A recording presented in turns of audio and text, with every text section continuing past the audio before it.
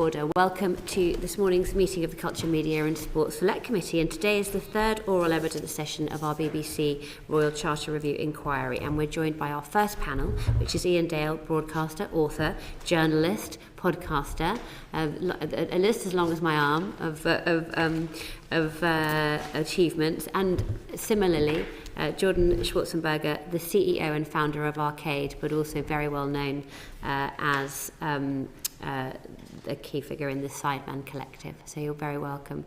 Thank you so much for joining us today. I would just remind members to declare an interest at the point that you ask your questions, please. And I would like to kick off the questions with you, please, Iain, if I can.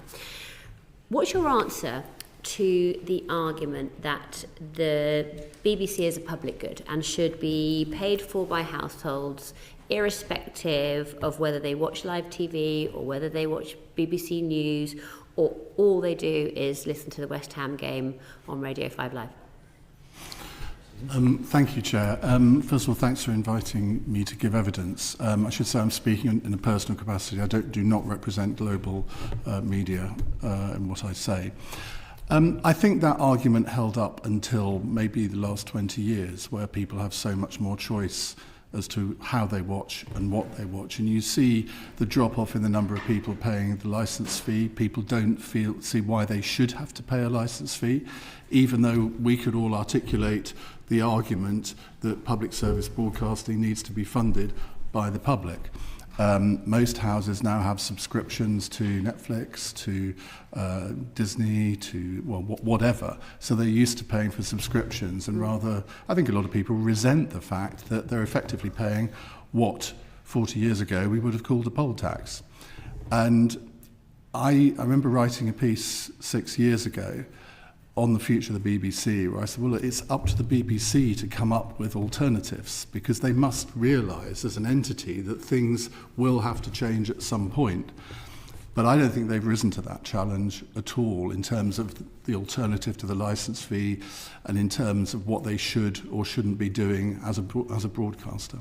Do you think that just the whole idea of public service media with a mission for a universal service, is that whole concept now outdated? No, I don't think it is. I think in news and current affairs there is still a need for a public service broadcaster.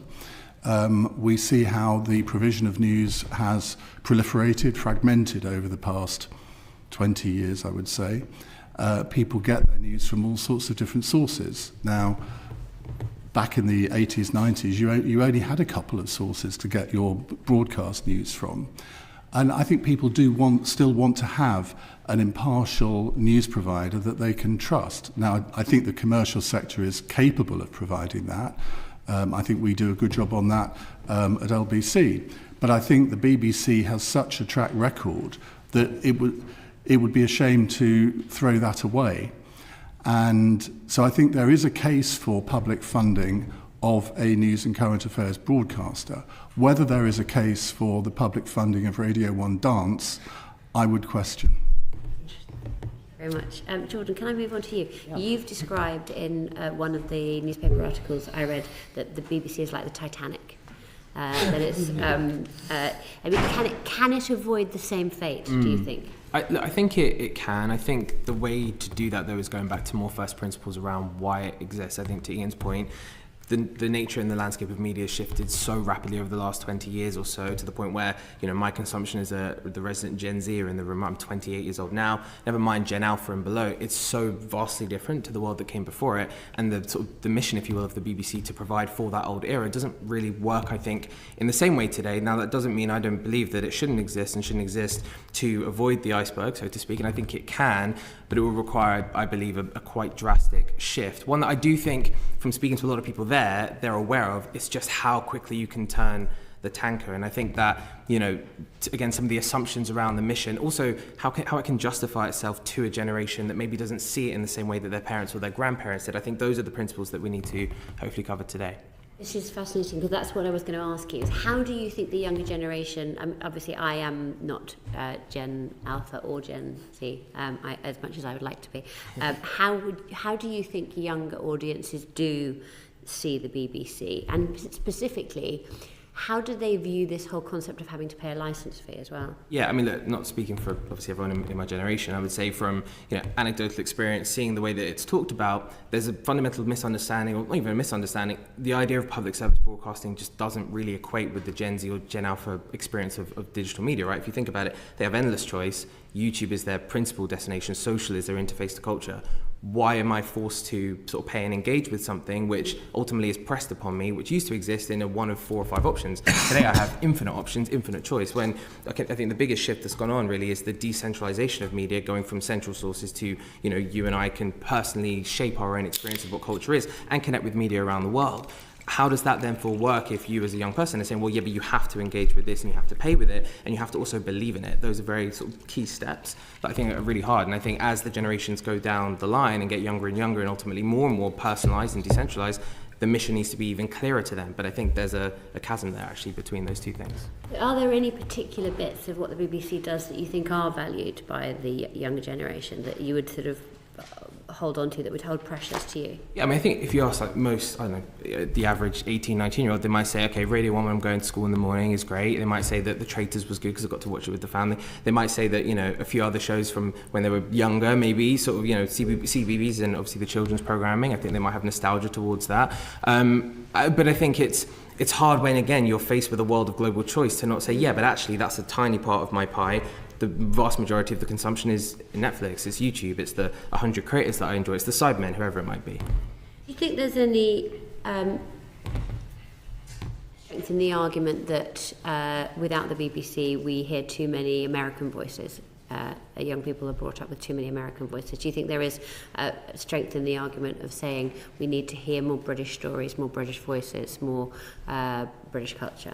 Yes, I think, standing up for British culture, that's the point of the BBC. And I think, again, working to that definition is the bit that is maybe missing, and that's been lost culturally. I think it's a bigger question.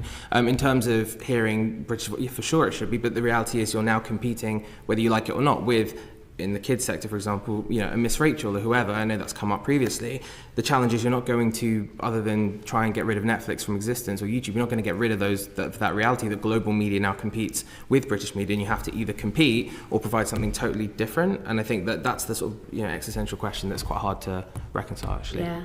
And then finally from me, as you know, young audiences get most of their content through social media these days, and broadcasters like BBC are encouraged to use social media so they can reach those audiences. So the government's considering a social media ban similar to the one in Australia for under 16s. What's your view on whether we should restrict social media access for children? I mean, I went on Sky News and said that I think it's not actually a bad thing. Personally, I don't think it's that drastic. It's a bit overhyped, to be honest. If you think the current rules are around 13, and so you're upping it by 3 years, I don't think that's a bad thing. I also think for me, it's more of a signal that the government's understanding and seeing that there is massive harm for kids on social. It's not, one platform or another. It's, the kind of general mechanic of the way that the systems and the platforms work and the pressures of, a school, etc. So for me, I think it's a good signal, and it just gets parents to think a bit about, actually, this maybe isn't something that I can just put in front of my kid and say, go for it. So I'm actually in favour of it, maybe controversially, but I also don't think it's that much of a controversy. Didn't expect you to say that. I'm sure you did. That's surprising. Very few people do. Do you think it's possible to restrict access to harmful stuff while allowing, because when I've spoken to kids in my own constituency, they've said, actually, we really value YouTube. We get a lot of our educational content out of YouTube. Yeah. So do you think it's possible to restrict access to harmful stuff while allowing access to positive and informative stuff? Yeah, so I forgot to say, the one problem with the social media ban currently, and this is the issue with Australia, is YouTube's included, and I never understood why. YouTube is they have spent so many years protecting the platform, providing sort of boundaries around safety, parental controls, etc. But to your point, if you ask most young people, I think they'd say they learn the most in their lives, probably more than school, on YouTube. And that's the way that young kids are kind of empowered actually to kind of learn about the world, etc. So for me, I think YouTube should be excluded. The short form platforms and the mechanic around that, the psychology around that is actually quite, I think, pernicious. Don't shoot me, but I'm not a big fan of the way that, the sort of slot machine mechanic, the high dopamine feed, which is all based on sort of casinos.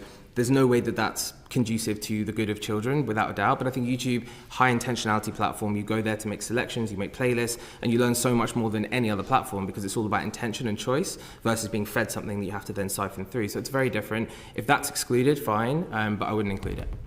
Thank you very much. Let's move to Jeff, please. Thanks. And before I always have to remember that I need to declare my interest as the chair of the All-Party Parliamentary Group for the BBC. Very good, thank you. Remembered this week. I want to talk about funding, but just before we go on to that, Jordan, I think you said something just now which was about Gen Z and Alpha. I don't know if you said there's no sort of belief or understanding of public service broadcasting. Now, is that because we haven't made the case for PSB? And if so, how could we do that? I think it's an existential question that cuts to the core of what even British culture and values are. I think if you ask a lot of young people, they might find more affinity with subcultures in Japan or America or wherever around the world than they will with the notion of Britishness. And if you think the BBC has to defend that, so I think there's a sort of marketing job there around establishing, what is Britain and how does it exist. Obviously, it's a hot topic at the minute, but I would also say that I don't know if that's something which can just easily be marketed. And it actually comes down to the root of the way we're governed and politics. There's so many bigger factors that the BBC rests in around what even is British culture that I don't know if that's an argument that can be just marketed away. But I think it can be changed if the country can find its sort of confidence and sense of self again. I think that's something which is a bigger question, but that's the fundamental point as to why there's that disconnect. Yeah, okay, thanks. Anything to add, Ian, on just the concept of making the case for public No, service I mean, somewhat surprisingly, I agree with virtually everything that Jordan's just said. We should have a podcast. I want to ask about funding then. So, Ian, the government has said that it will consider allowing the BBC to offer some of its services on a subscription basis. So they said they want to keep the licence fee plus, if you like. So do you think that kind of hybrid model where you've got a licence fee plus a subscription for certain services would work? It's very difficult to predict. I mean, my view is that the licence fee as a whole concept has probably had its day, and I don't think the BBC is willing to face up to that. If I was in charge of it, I think I would introduce a system of subscription plus a taxpayer-funded news and current affairs department. Now, of course, the difficulty with that is that you then get people accusing you of being sort of by the state because you're being paid for by the state. But in effect, the licence fee kind of does that anyway. So I think a sort of direct grant from the Treasury or from the DCMS is probably the way I would go, because you would still have news, current affairs, and maybe one or two other parts of the BBC free at the point of use.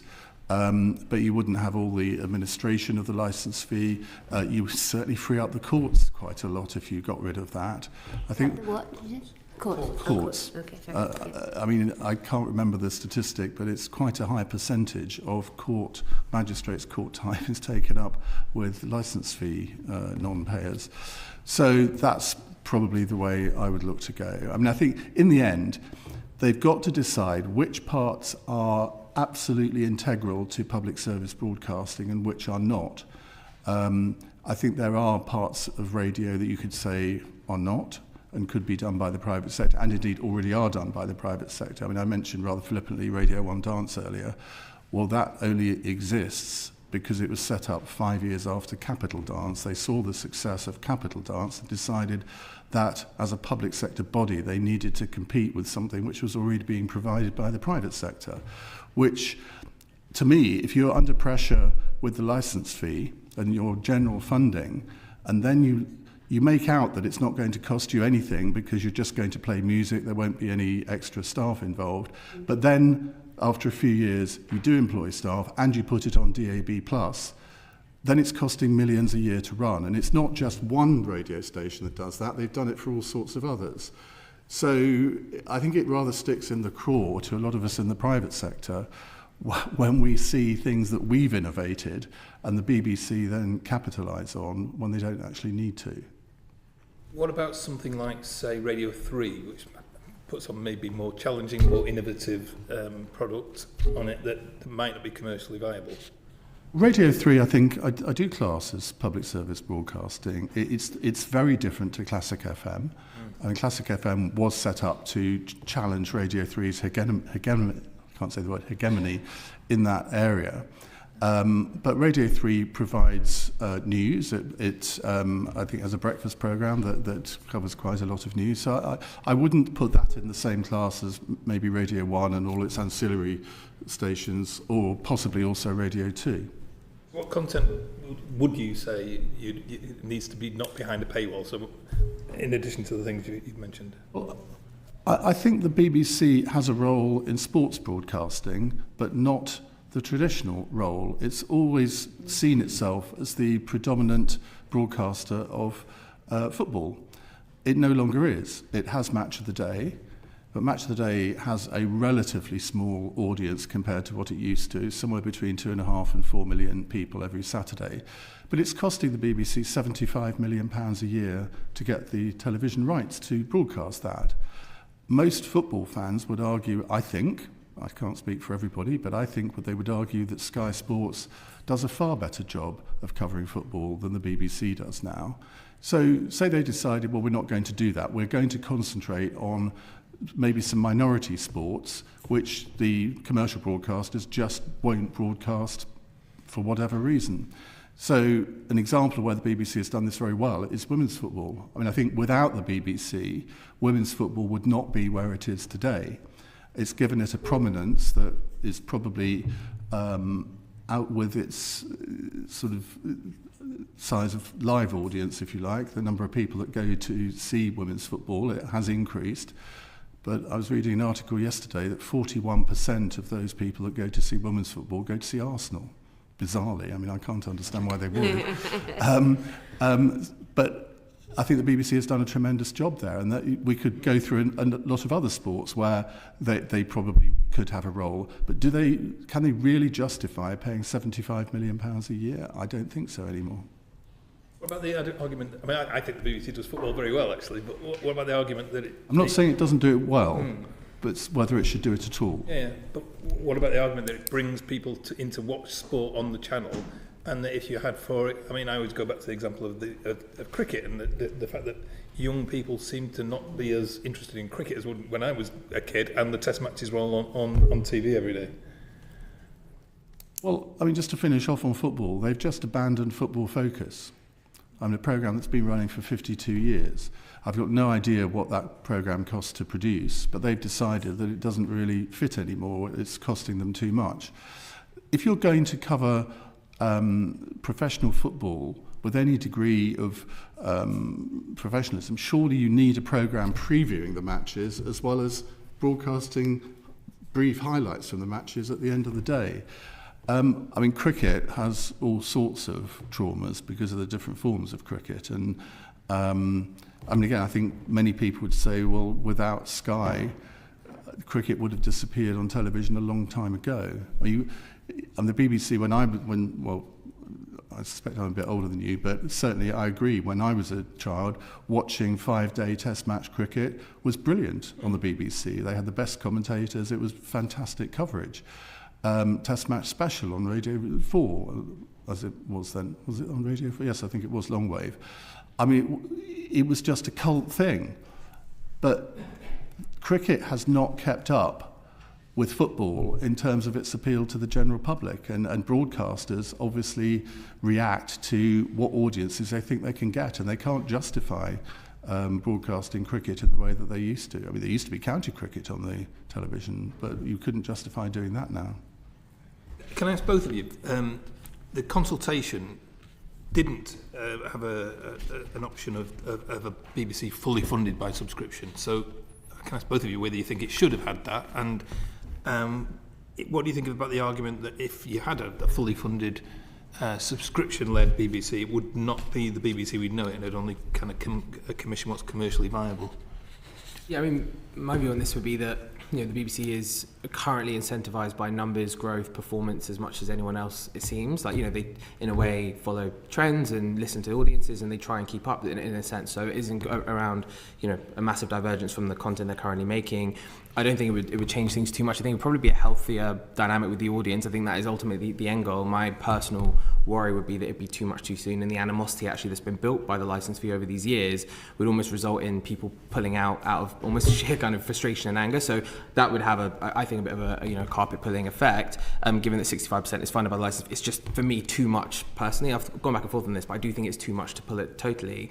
Whether it's around dialing down over time, and then maybe over the next 20 years seeing where it sits. And with Gen Alpha and Gen Z being now sort of the adults of the household, there's a different dynamic there that maybe will re-engage them. But I think it's too much too soon in my view. I think it would mean that audiences would be chased more than they are at the moment. And I would argue in some parts of the BBC they do too much audience chasing. I used to run a book publishing company, and I would often get manuscripts where I think this is a brilliant book, but it probably only sell a couple of hundred copies. But it should still be published. And I regarded part of my role as a commercial publisher to actually, there was a public interest in that. And I remember a woman approaching me whose husband had been arrested for having child porn on his computer. He was completely innocent. And I thought, this book needs to be published because if it can happen to him, it can happen to anyone else. Now, the reason why I tell that anecdote is because certainly in radio and television, there are programmes that need to be broadcast that will not get a mass audience. And the moment the BBC just chases audience, that is the moment it becomes not a public service broadcaster any longer. I mean, the commercial sector does this as well. I mean, I've done phone-ins on the war in the Congo, in Sudan, on the Indian caste system, not because I think I'm going to get stratospheric audience figures through doing that, but I'm thinking, well, I don't know anything about this, so I imagine most of my audience don't. And that, to me, is part of what public service broadcasting is all about. So I would not want to see a subscription model that made those kind of things disappear from the BBC because they are important. I mean, Radio 4 could not broadcast half the programmes it does if it just looked at it from a commercial point of view. I mean, you would not get, I'm not, I have to say, a great Radio 4 listener, but you would not get the sort of the books at bedtime and all that sort of thing. It just wouldn't happen. Thanks, Jeff. Let's move to Natasha, please. Thank you very much.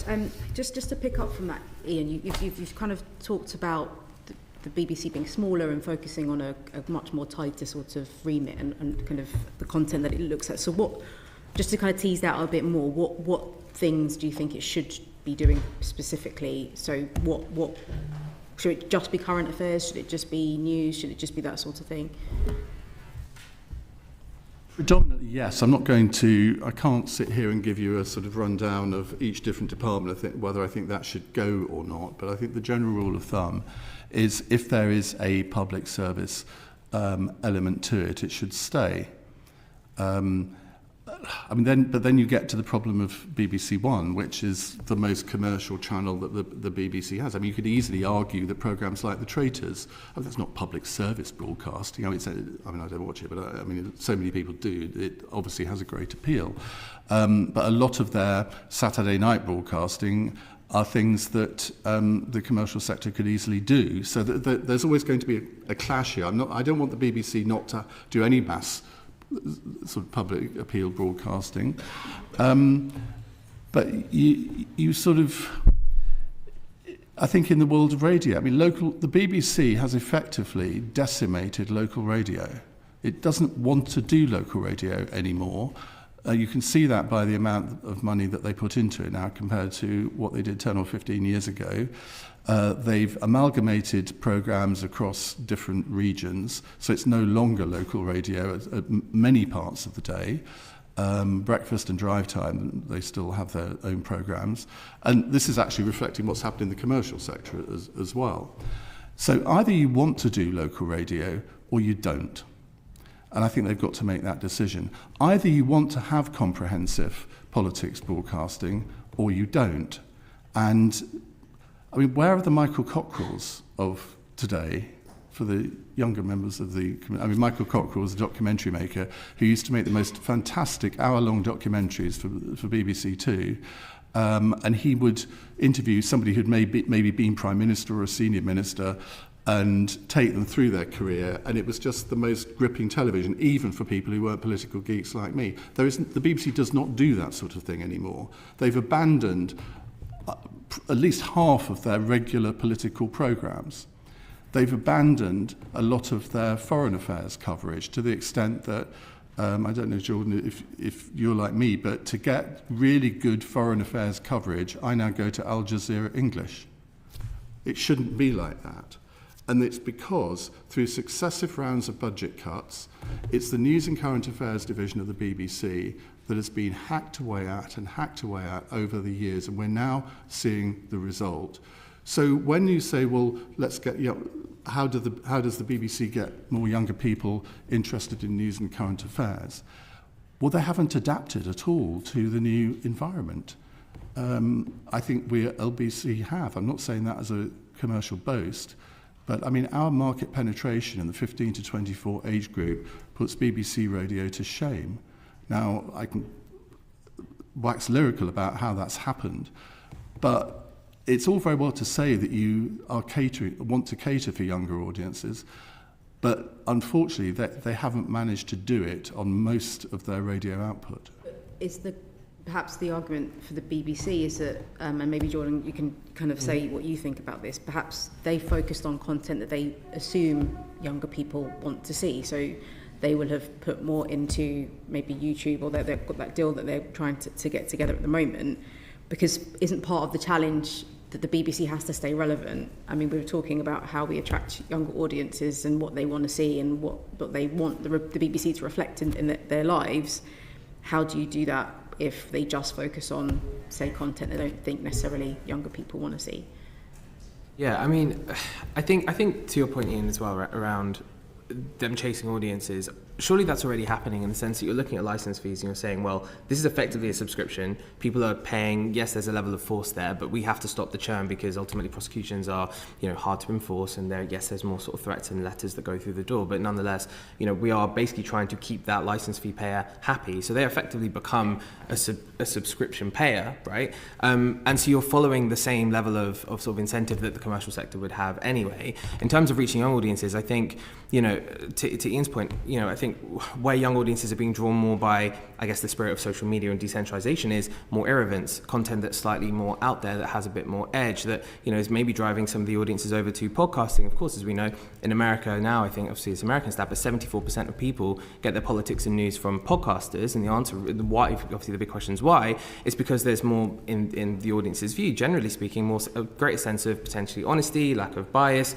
ironically, more independence from the institution, and obviously that's debatable, but I think the BBC bringing back probably more of that sort of a palette, if you will, of personalities, to your point, Iain, as well. Most of those characters you mentioned are big personalities that shape the BBC. Most, I guess, people of maybe an older generation would think about characters that shaped the BBC through the years that really stood out. Talk about an Andrew Neil of today or whoever. More of those characters that maybe bring that edge, and potentially one of the challenges is, as you become a sort of a master of everything and you try and appease everyone, it's the hardest job because you're sort of trying to present to a broad church. You end up with a neutrality that ultimately isn't necessarily neutral, but also doesn't really serve because it doesn't have that edge and it doesn't really cater to those needs. So yes, but I suppose that's the challenge of public service broadcasting, is that it kind of has to try and be for everybody at the same time as being for nobody. Is it around maybe a fear of offending or a fear of cutting too much of an edge? And actually, surely I would say public service broadcasting should be about representing a palette of viewpoints and a palette of strong characters that can communicate those viewpoints and who galvanise around them, and having this is almost like a public square that everyone can kind of come to a head on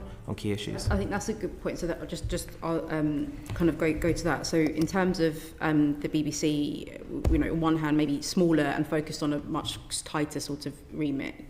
Is there a position though for the BBC to be looking at things like how we have more diverse algorithms, for example, and ensuring that we get a broader kind of churn of things served to us on other platforms or on its own platforms? Because at the moment we feel like we're quite polarised in what we're served. You go down a wormhole, you see a lot of that content, you see that content, and that kind of broader spectrum of opinions that public service broadcasting used to be able to present is harder to do. So maybe that's the role for the BBC in the future?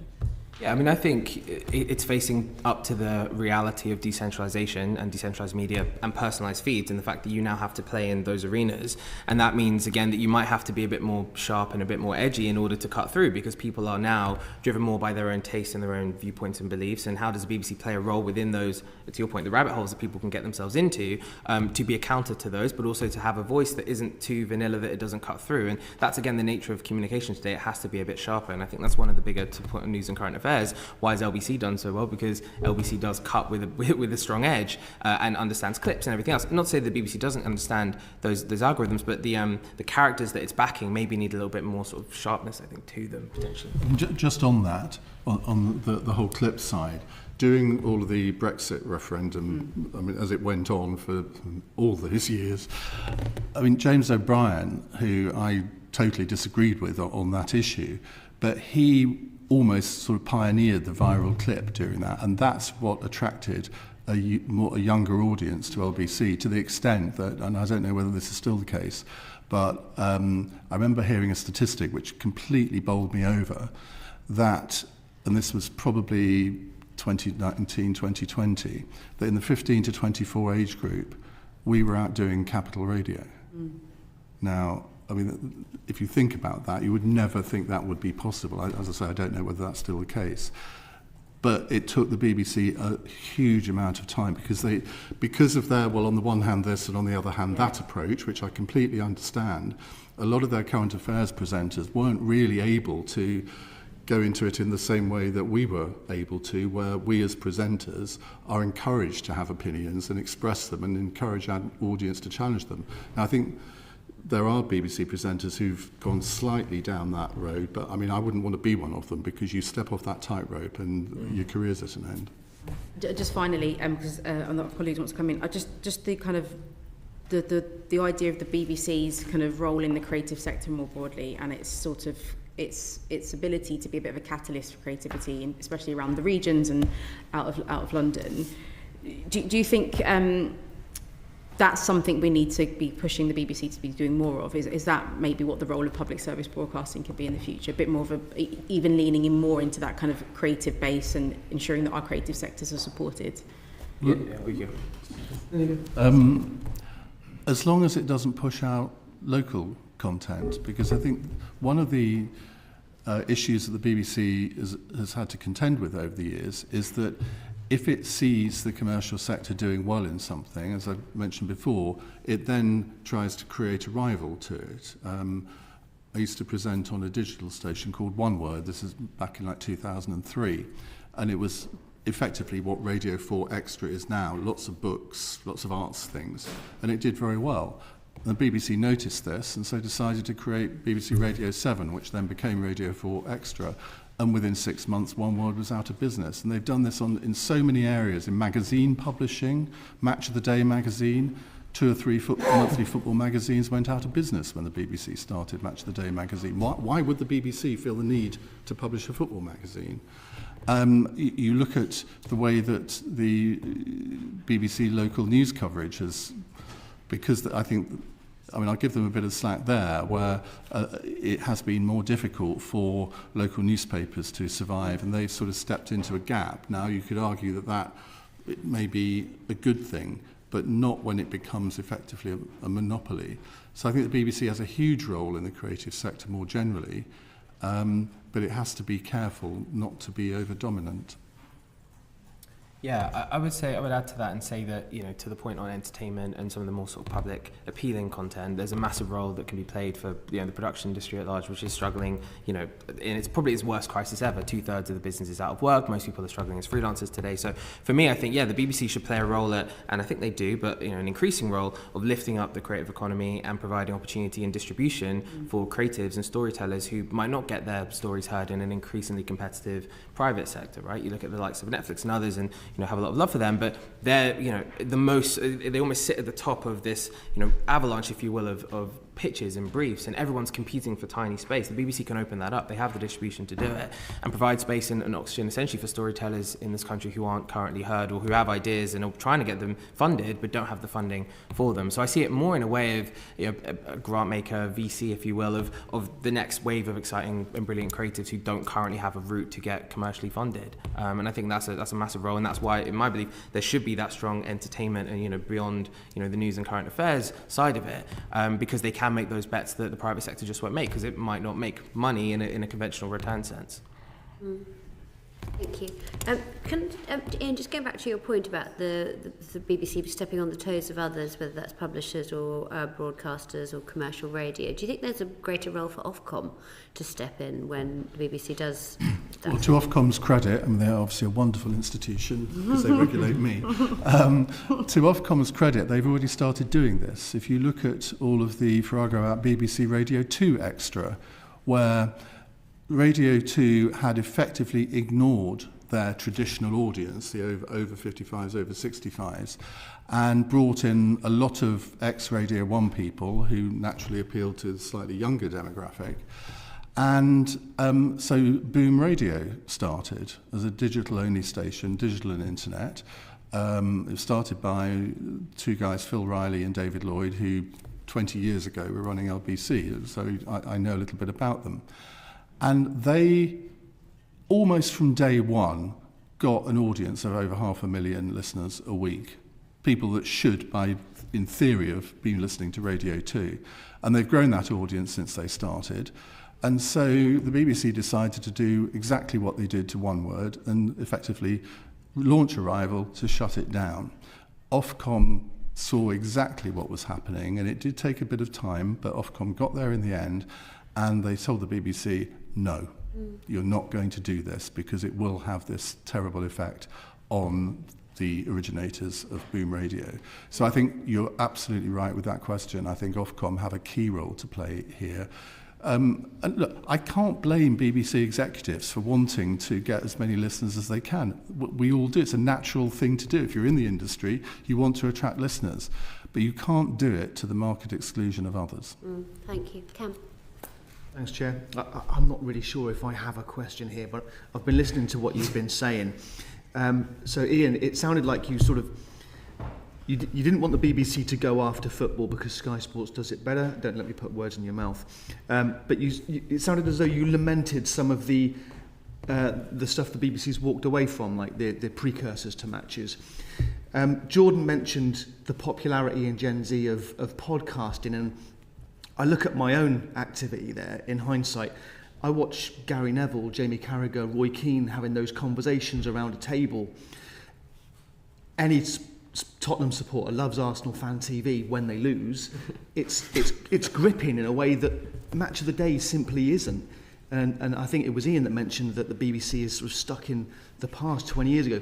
Should the BBC be doing more along the lines of those types of gripping podcast type formats, clips, alongside its sports coverage, do you think? I'll go to Jordan. Yeah, and then... I mean, I think BBC Sounds have done actually a really good job at leaning more into that and becoming more decentralised in the way that they, work with creators and talent. And some of the shows do cut. It's just that, I think BBC Sounds is one part of the BBC. I think that spirit actually of BBC Sounds and arguably of Radio 4 and as well as some of those programmes which do cut to the, the edges, if you will, and are willing to go there, so to speak, which is why people like those shows, because they don't have as much of a sense of filter. And again, if you're competing now with more unfiltered, global content as you're offering, then a quite steady, neutral, filtered BBC just doesn't have the same level of appeal. And I think Sounds is where they've been able to push that boat, but that needs to transcend out into every area. Thanks. Iain, your thoughts? Format is everything. I mean, Match of the Day has effectively got the same format now as it had in 1960, whatever it was when it started. And I did think when Gary Lineker left that was an opportunity, and we were told that it was going to be very, very different. I mean, the only difference was that they've now got sort of 3 random presenters rather than a single one and a deputy. So you have to innovate to stay relevant. I'm really not having... Well, I am having a go at Match of the Day, but I watch Match of the Day purely because I always have.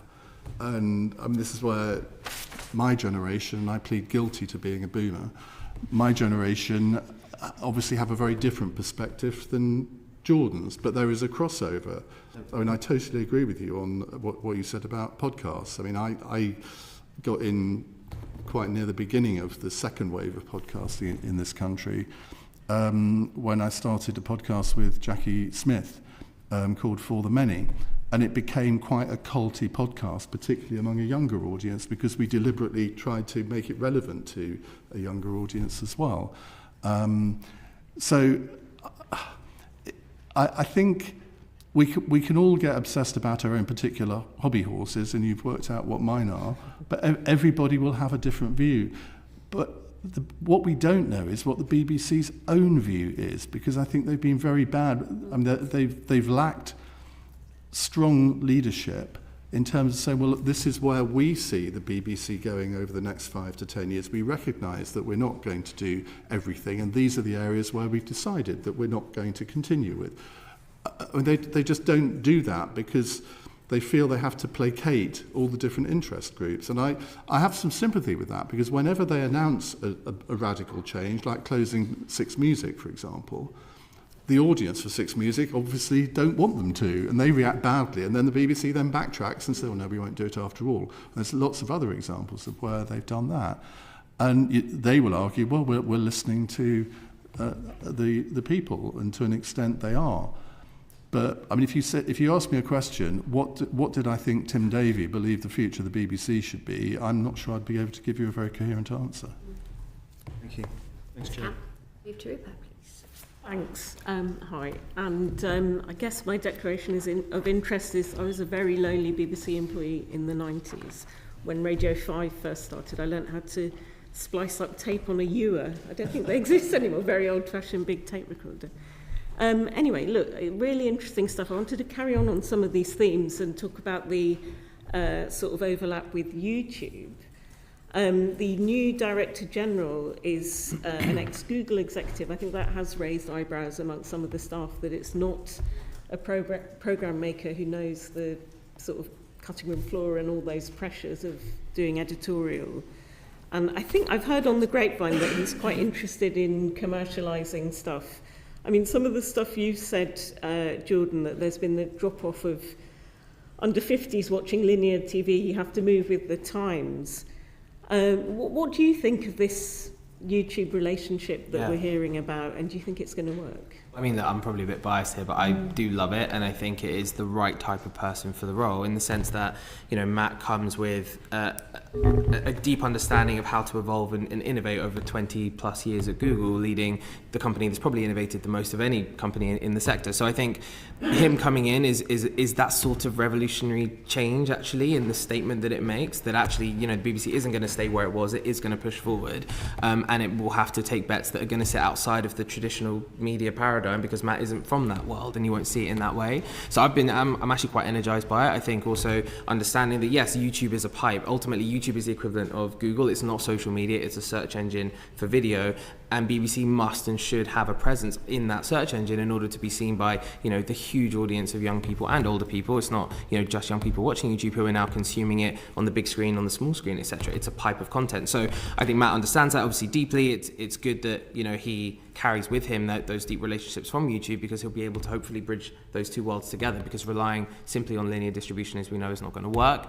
And to Ian's point around clipping and syndication, getting out there is you know, the biggest challenge, more so in a way than the substance itself. And I think, I'm very energized by Matt's appointment. I think it'll be great. I think, look, I don't know him. All I know is that he came from Google. On the face of it, I think it is a good appointment, because there's a lot of people within an organisation, when there's a senior vacancy, whether it's the chair or the chief executive, where you think, well, so-and-so, he's been here or she's been here for like 40 years. They know the BBC inside out. I think, well, that's exactly why they wouldn't be good in this job, because sometimes you do need an outside perspective. It's like you don't have to have been a doctor to be Secretary of State for Health. In some circumstances, it might give you a bit of insight. It's a bit like good company boards have a range of non-executive directors who can bring a fresh outside perspective. And I think that's what hopefully he will do here. I remember the days when a lot of people said, well, why don't they make David Dimbleby the sort of Director General of the BBC? Now, David Dimbleby, brilliant journalist, brilliant presenter, actually a good businessman in his own right.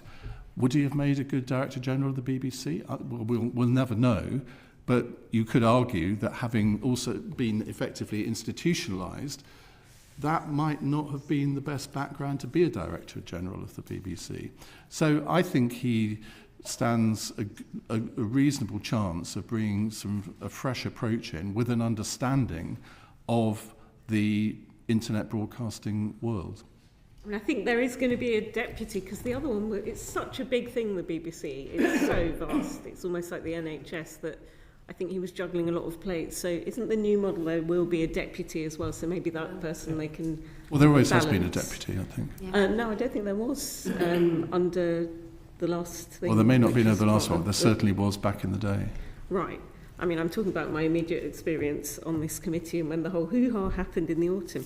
I mean, Matt Britton has also said that YouTube could teach the BBC a thing or two. They need to be more brave.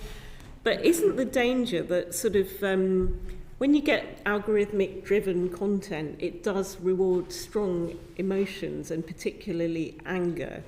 And isn't the casualty in all this sort of original journalism? I know that there was a lecture the New York Times publisher did the other day, A.G. Schwarzenberger he's called, that sort of, you talked yourself, Iain, about the Michael Cockerells of this world, those lovely documentaries with his soothing voice about Inside Number 10, that if you just get the pure clip, and we talked about things being clip-driven, that, do you know what I mean? It's just rewarding hatred and anger and bile and those kind of things. It can do.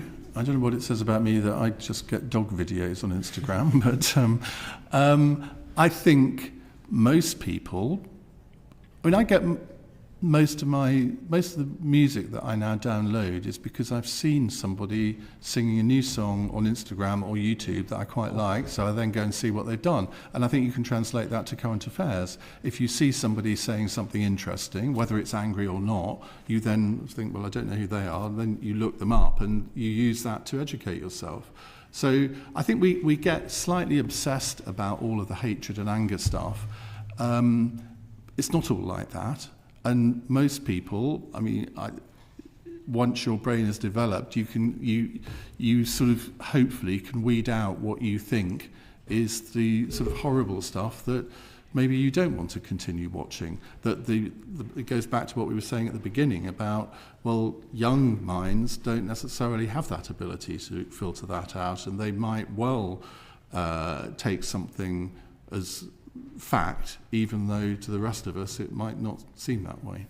I mean, the one thing that I did find surprising is in the last week, LBC did a clip. I know you said you're not a spokesperson for Global, but I cannot imagine seeing this same thing on the BBC. It's almost like a party political broadcast. It's Nigel Farage talking about pure cold rage, but it's not. I can imagine him saying the same things on a BBC clip, but there'd be a Victoria Derbyshire or someone asking a question, providing a bit of challenge. Well, there was, so wasn't it, Ferrari? No, it's this clip here. I can send you the link, or I can send it round. 2nd of June. It's him pictured in a field, and he's just talking. It's intercut with some of the footage of the last. He's the leader of a political party. Are you suggesting that the newsroom shouldn't broadcast a clip of a leader of a political party making an interesting statement? I don't think there was any equivalent of Keir Starmer or Kemi Badenoch saying the same. It just does seem surprising that usually there's some challenge, because the stuff he's saying was not in the judgment, was not what the family said. I don't know. I know you're not a spokesperson for with Global. Respect. I don't think you'd get that on the BBC. No, I think you absolutely would get that with the BBC, because Find another example. Any leader. Well, I could easily find an example of Kemi Badenoch or Keir Starmer speaking. No, but on a, doing I don't know what Ofcom's role is in regulating X. Using props, it's a bit like being in the chamber. We can't, because Hansard can't We'll record. send round the clip, but yeah, I mean that's clip culture for you. I think there are some things totally you would disagree not with get you. I on think the you've BBC. completely misinterpreted that, if I may say so. I think Because any political party leader who makes a statement, and I mean, I think that was billed as a sort of emergency statement. I mean, if you're a broadcaster, you're going to broadcast what that person says, whether it's Nigel Farage or anyone else. Don't know if any other leader had an equivalent filmed Well, I thing, could but probably I provide you with 20 suspected you examples might of say each that. of them if you'd like me to. I mean, the other thing I wanted to ask is to both of you, just what would you say about the drop in morale at the BBC? Because apparently there's huge slashing of staff coming. Yeah. Well, I think, Tifa, I'll go back slightly as well, just because I think that was an interesting point. I think almost partly why LBC has garnered and why alternative news is garnering far more appeal is because they're willing to broadcast a Nigel Farage and another, and that actually is that should be the default of the BBC to have that broad stroke of appeal, even if it's not something that everyone agrees with. And that spikiness, or maybe that feeling of that shouldn't be there, is almost the thing that's probably been holding the BBC back in a way, I would say, over the last however long, which is that you expect a Kemi or a Keir to be on there, but not a Nigel, and that's probably the tension that I think has led to an audience drop-off. In terms of morale, I would say, around the BBC, I think, look, that needs to come with that sense of mission and galvanising, confidence, a sense of permanence. Where is the BBC going for the next 20, 30 years? Like, where is that manifesto, essentially? And that's what Matt ultimately has the opportunity to set down. I think the minute there is that guiding light of this is where we're going, some people will like it, some won't, but we're heading in this direction, and you can buy in or jump off the Titanic, to use that analogy again. I think... I think that is, for me, the bit that has been missing, because it feels like BBC's been in survival mode for a long time, and why I'm excited now is it feels like it's got an opportunity to really lead the way. And if you do that, you'll galvanise audiences with you. I think, you had Alex from Channel 4 here recently. Whether everyone liked what she did or not, you knew exactly what she stood for, you knew exactly where she was going, and I think she was immensely effective as a leader of Channel 4 for that reason, that it was polarising in a sense of direction, and that's ultimately what leadership is. If you try to appeal to everybody, you ultimately appeal to no one. I mean, if somebody clips up this committee hearing today, they will clip up the exchange that you and I just had.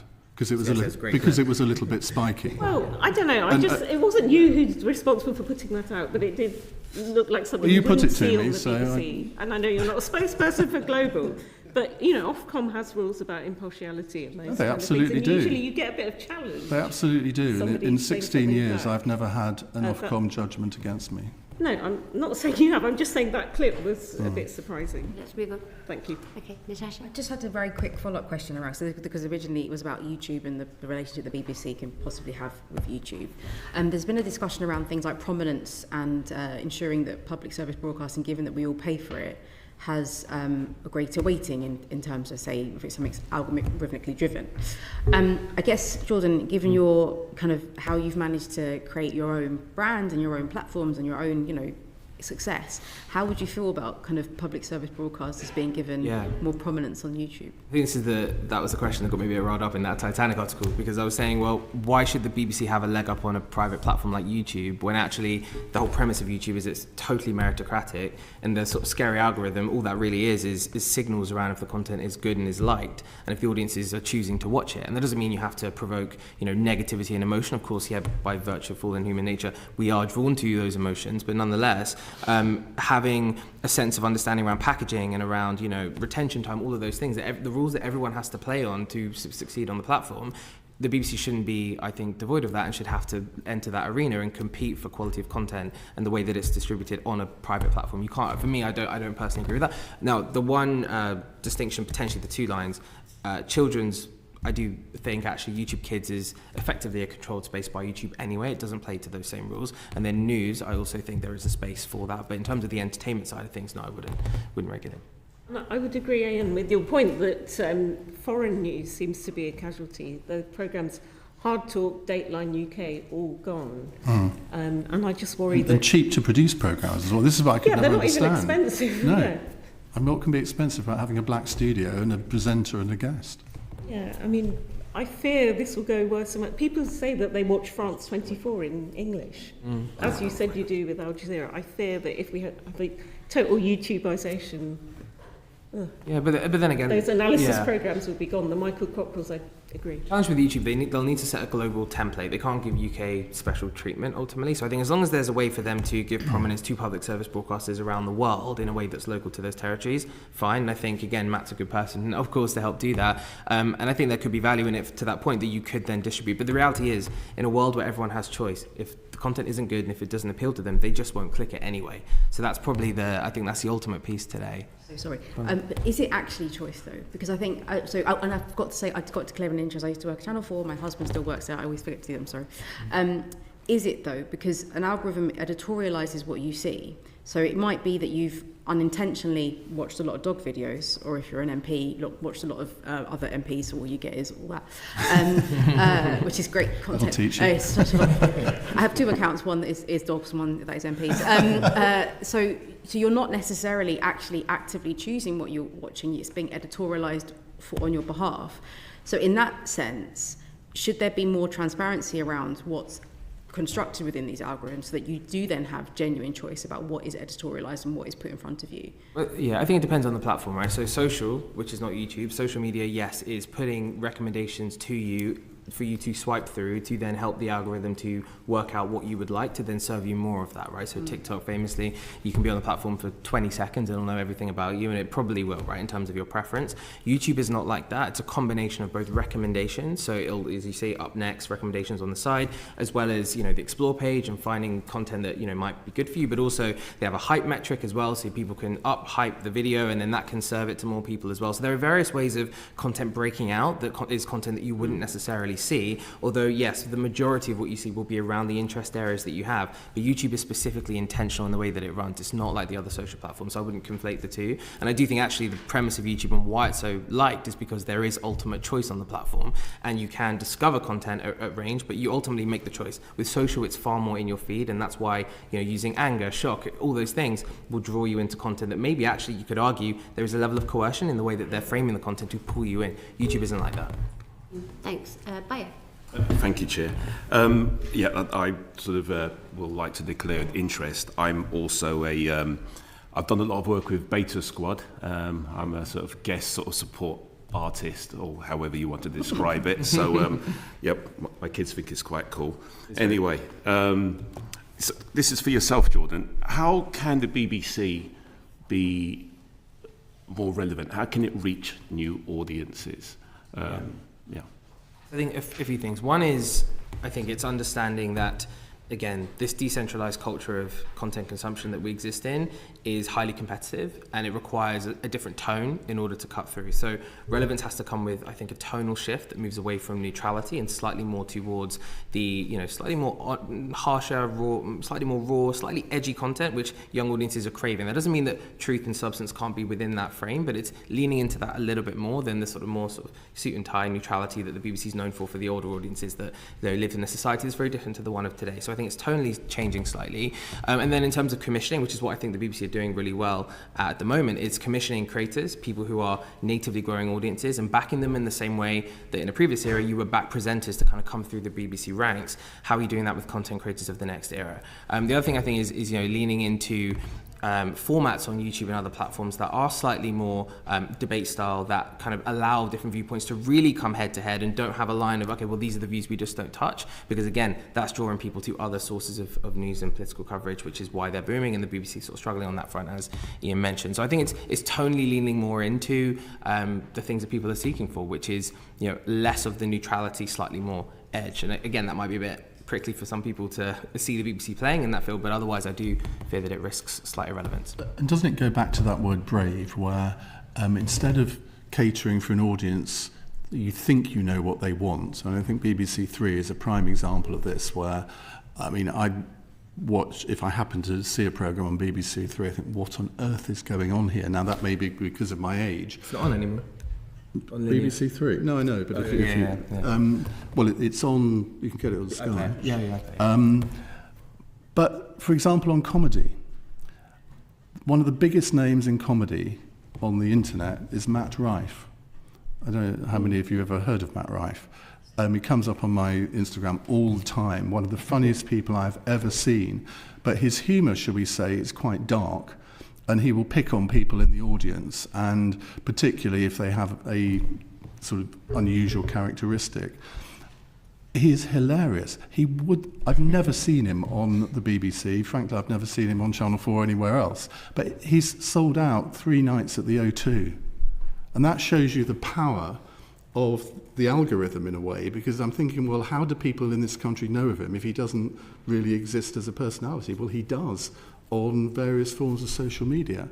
But you would never get him on. Have I Got News for You? I doubt would have him on, because they would think it was too risky. And sometimes you do have to take a few risks. Yeah, no, it's certainly, when I look at the BBC and I see that back catalogue, that heritage, that size, scope of the organisation, I do think that it probably could back itself a little bit more. So this, I suppose, comes to your point. Jordan, you mentioned you were using, obviously, Iain, you just said you just said brave. But Jordan, you were saying sharpness, and you were talking about grant making and VC, venture capital sort of support. I think that's certainly something that's quite important to the BBC because it has access, you've got the BBC studios, things like that. Do you think that's something else that they should be driving? Yeah, I think it is looking at the palette and the landscape of creatives in this country who aren't being heard and aren't getting funded and saying, where is this amazing British talent and how can we back and support that and help people come out of social, ironically, and onto a bigger distributed platform, right, with the support and the backing of the BBC to nurture IP that's being made on the ground. There are so many creatives. I mean, if you look at what SNL have done with the sort of incredible comedy talent in the UK, they've actually made that brave choice in a way to pluck creators off of Instagram and to give them a platform with SNL and to ultimately take them in as now Sky comedy talent. Now, for me, that's a missed opportunity for the BBC. Those creators were there and they have been there for many, many years, but why is the BBC not finding those creators and giving them that platform and that backing? And you can see the results show themselves. So I think, for me, it's sort of having that A&R mindset, right, of looking at social, looking at the world of culture today or the country as it pertains to new talent and really backing people in a way that I think the BBC used to do maybe more of a bigger scale. Okay, and Iain, I'd like you to answer that same question, but one caveat would be, do you feel that the BBC sort of operates to sort of like a higher purpose, apart from the sort of PSB element to it, but in terms of what it's been set up to do and what it's been delivering over many years? Of course, you have to innovate, but do you feel that that higher purpose is also something that we should hold on to, which is very difficult for sort of private organisations sometimes because they have a slightly different mantra? Yes, but when you use that phrase higher purpose, that would be used by the very same people who use the word uniparty as being quite elitist, saying, well, what is this higher purpose? Because if we went round the table here today, every one of us would probably come up with a slightly different definition of what that is. But the common thread that I think cynics would say, how they would define it, is saying, well, we know what's good for you. We know what's best for you. And we don't live in that age anymore. The age of deference has gone. And I think there are too many aspects maybe of how the BBC has put itself forward, portrayed itself in the past, where they don't, and I think you raised this earlier, Jordan, they feel that they know what is best for the viewing or listening public. Well, actually they don't. It's the listening and viewing public that know what's best for them, and sometimes they don't see BBC programming reflecting their priorities.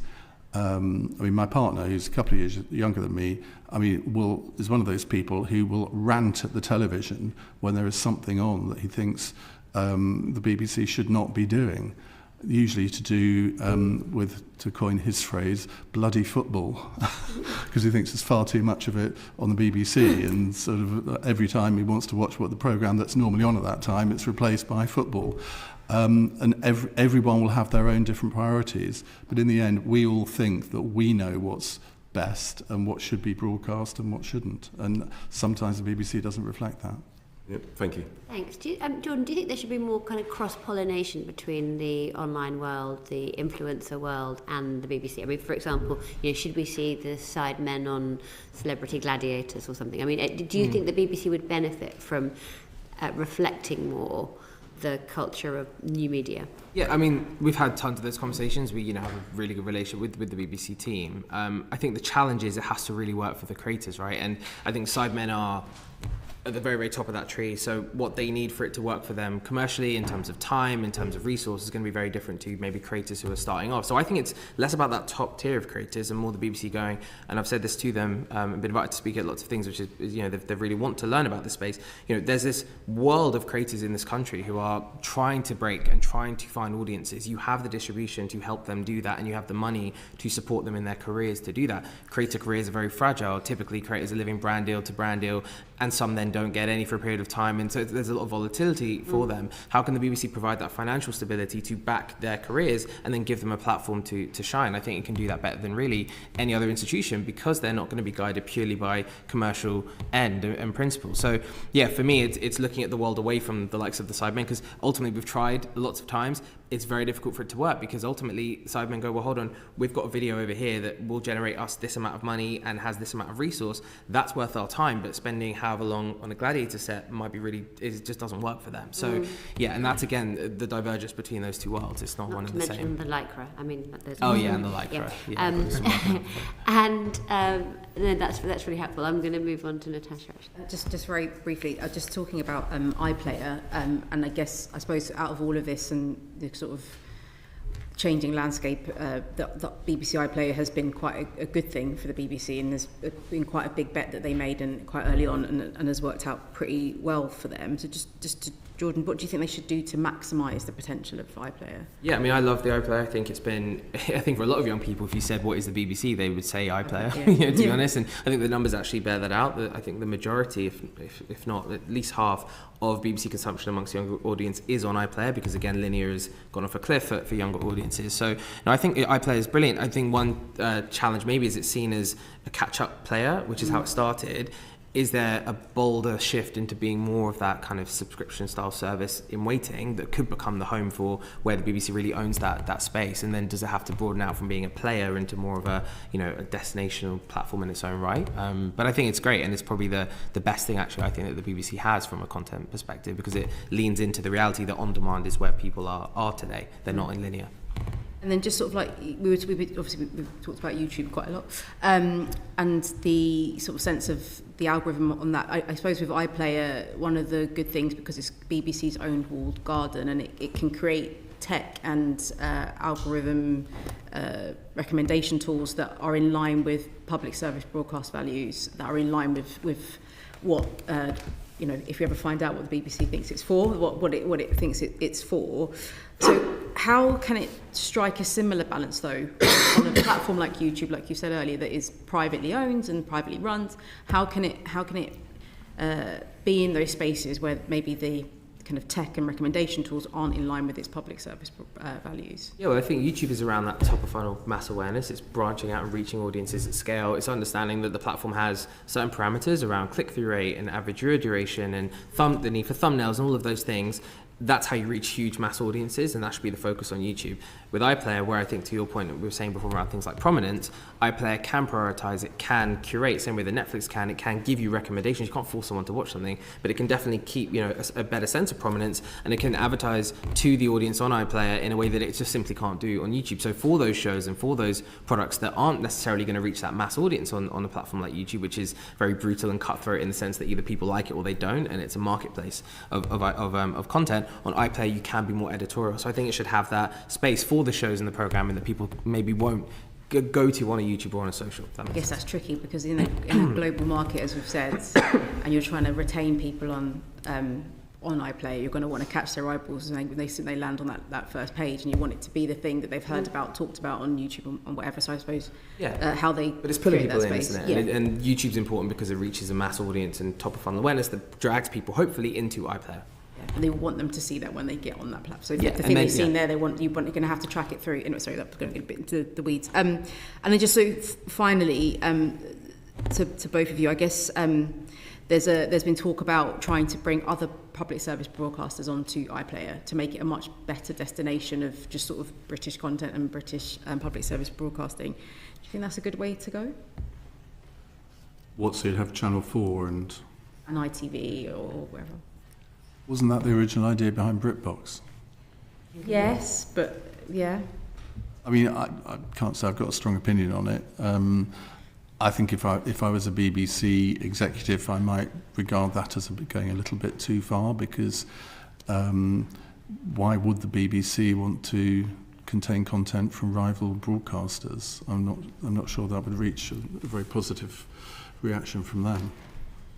Yeah, I don't think it's needed, especially because they're all free, right? It's not like you're creating a competitive paywall service. Maybe once the paywall probably inevitably comes down the line and license fee becomes no longer sustainable, whenever that may be, then potentially, because then you can build a competitive service that has a paywall. But for now, I don't think there's a need. And also to the point that there is distinction between a BBC, a Channel 4 and others, I think that distinction is healthy, actually, tonally. And I think if you try and push them all into one and make it a British sort of, amalgam of everything, you lose that sense of distinction and choice for viewers. And I think you actually probably create maybe more resentment, actually, that you're trying to push everything into one sense of this is good, know.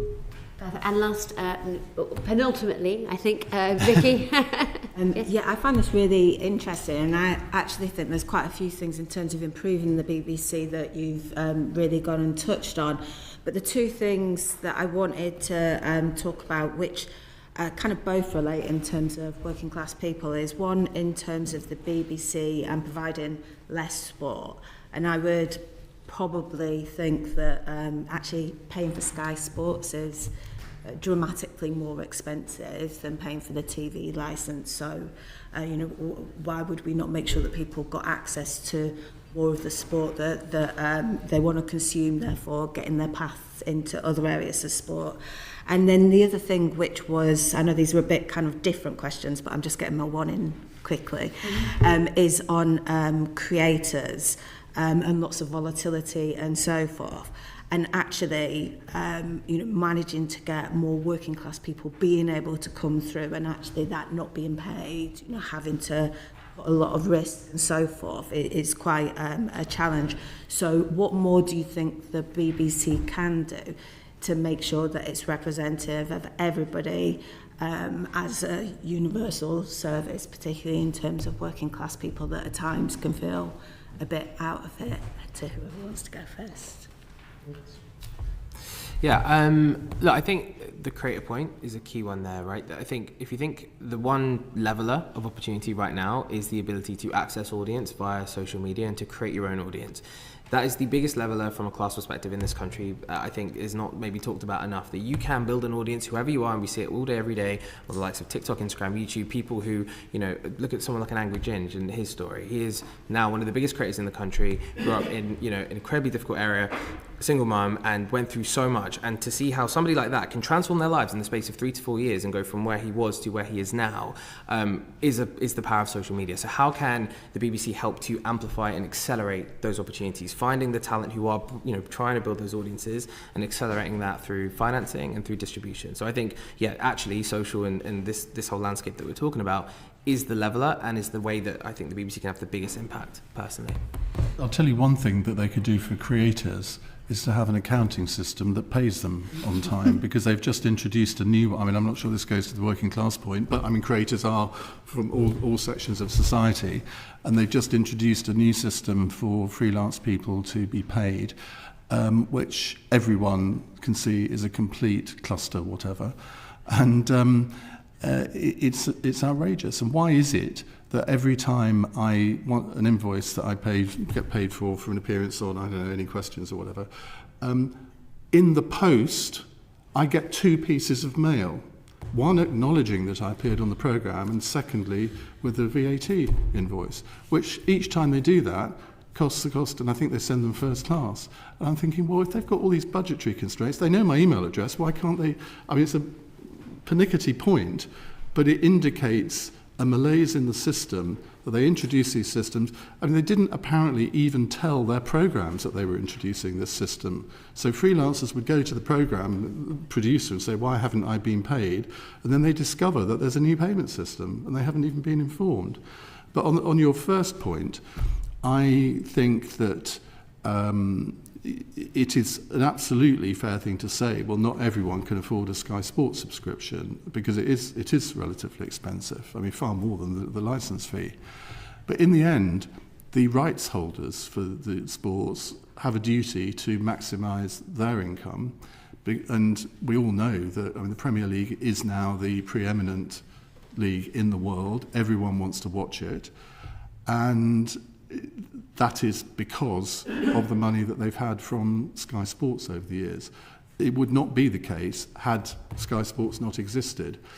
But I go back to what I said earlier about minority sports, which women's football, you would still have to class as that. And they've done a brilliant job in popularising that. And there are other examples where, so I'm not saying that the BBC should necessarily pull out of sport completely, because I accept the need for catering for all sorts of different audiences, but it is a balance between the needs of the sports bodies and the rights holders and the needs of an audience.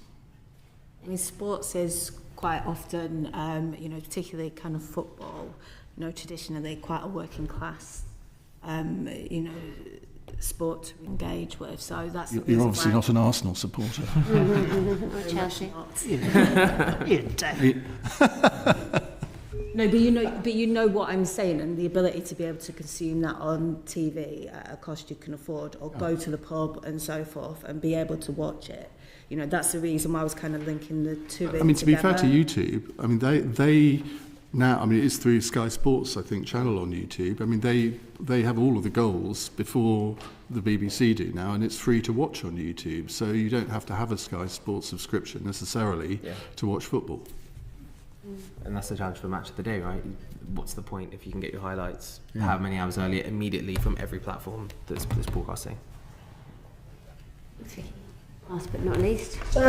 Just very briefly, Ian, I wanted to come back to what you were saying about the iPlayer and whether it should host other PSB content, and you rightly say, why would the BBC host competitors' content? That's, I think, probably fair. You could also say, why would competitors want to be subsumed effectively into the BBC's platform? But we did have the experiment of BritBox, which still exists in some form, but clearly didn't work as intended. But so what I just wanted to put to you is it not the case that what you have now is just not a stable equilibrium when you've got multiple PSB platforms who do not host anybody else's content, but you've got Netflix that does host some BBC content and so on. You've got YouTube that hosts everything. So if you're the PSBs and you want to compete in terms of a platform you're presenting to people with the full range of choice, you just can't do that unless somehow you, not necessarily fully merge, but somehow you have some kind of joint shop front. Well, it is a logical point to make, and I think in the end there will be a coming together of some of the different broadcasters, because I don't know about you, but I think it's only possible for us each to really use maybe 3 or 4 of these platforms. Exactly, yeah. I mean, I've got a Disney, an Apple, Paramount subscription. Do I actually watch many of them? No, because if I'm not watching linear television, it'll be Netflix or Amazon Prime. Now, everyone's different, but I would challenge anyone to really use 6 or 7 of these. I mean, I just paid $4.99 to ITVX, so I wouldn't, because I wanted to rewatch the whole 9 series of 24 without adverts. I've got the DVDs, Ian. I could have bunged it to you for less than that. So have I, but it's just so much easier. But the problem is, you pay this $4.99, you think you're not going to get adverts, and then where there would be an advert break, you still get a trailer for other ITV programmes. And it's like people say, well, of course, why not allow advertising? We haven't even talked about this, advertising on the BBC.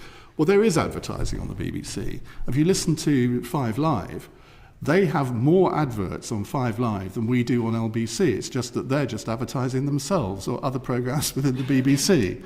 So I think there will be a concentration of these platforms over the next 10 or 15 years. How it'll pan out, I don't know, but the consumer will drive that. Thank you. Done. I did say last question, but I've actually got a last question for you, Jordan. Do you think that when it comes to the governance of the BBC, do you think to really avoid being the Titanic, they need someone like you, someone who understands modern media and the younger consumer? Do you think someone like you should be on the BBC board? Look, I think having I do. I think having a diversity of views and a bit of challenge, I think, generationally, because it's, it's not personal, it's almost existential, and I think having people who can press that, I think is helpful.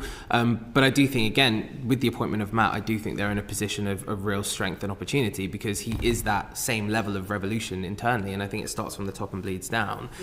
So I'm, again, more hopeful than ever that it will avoid that iceberg and do a good job. Would I be happy to help? Of course I would. But yeah, I think it is an existential point that's bigger than all of us. But yeah, more diversity the better. Thank you both so much for your time today. It's been a great pleasure to see you. We're going to take a quick break now while we bring in our next witnesses. Thank you very much. Order.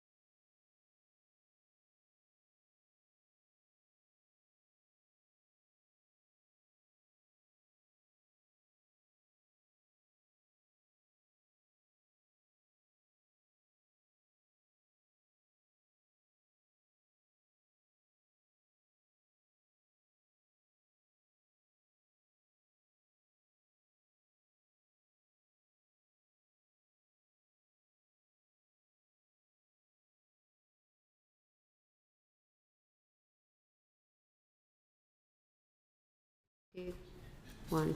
Thank you. Order, order. Welcome to our second panel this morning. We're now going to hear from Professor Dame Elan Stevens, former interim chair of the BBC, and from James Harding, editor-in-chief of The Observer, founder of Tortoise Media, and former director of BBC News. Thank you so much for joining us today. You're both really welcome. You've both heard our previous witnesses, and so I'll be very keen to hear some of your thoughts later on what we've heard from them. But I'd like to start with you, Dame Elan. We're going through this BBC Charter review process at the moment, and it surprised me how few people are actually engaged with it. There's very little public conversation about it, and that feels to me different from previous Charter review processes in the past.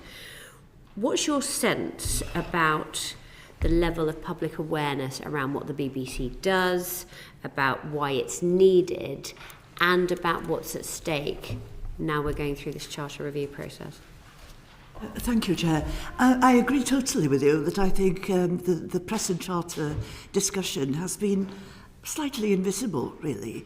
I mean, I think there are multiple reasons. If you take the Iran war, if you take the price of cost of living, the discussion about the efficiency of the present government. I mean, I think there's been a lot of news, and I suspect that in a less news-crammed atmosphere, there would have been more discussion, perhaps, or, you know, the Observer might have filled more pages with it. But I would like to just dwell a little bit on this very vital thing that you've pointed to, which is the discussion with the public.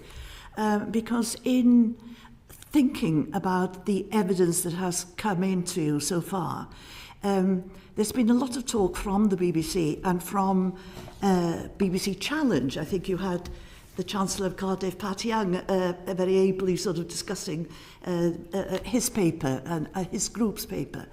And they've all gone for this concept of a forever charter.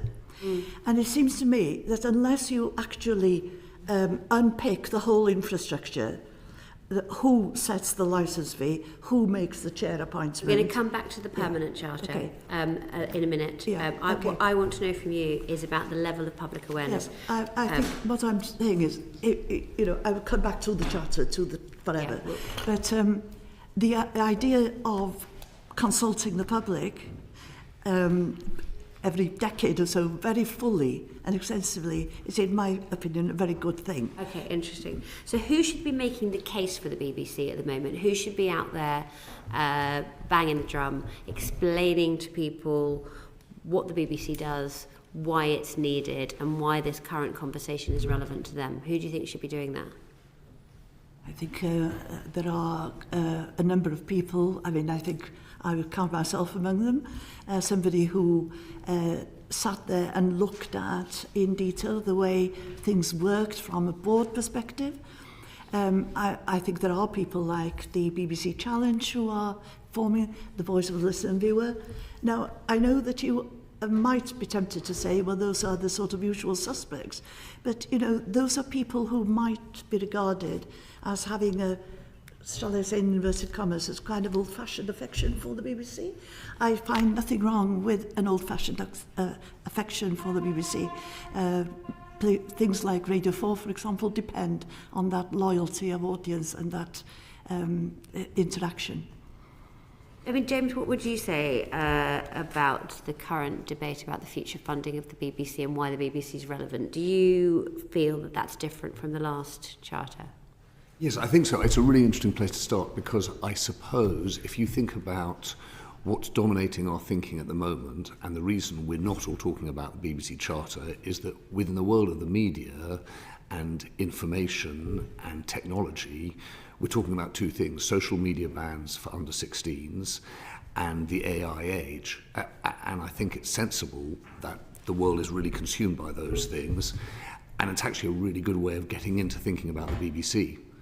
You know, it was interesting listening to the last conversation, actually, when you step back and you think about this charter and the future of the BBC, what we're really talking about is how is the BBC going to compete in a much more globalised world of information, entertainment and content, and how's it going to compete in a world where AI completely remakes the information landscape?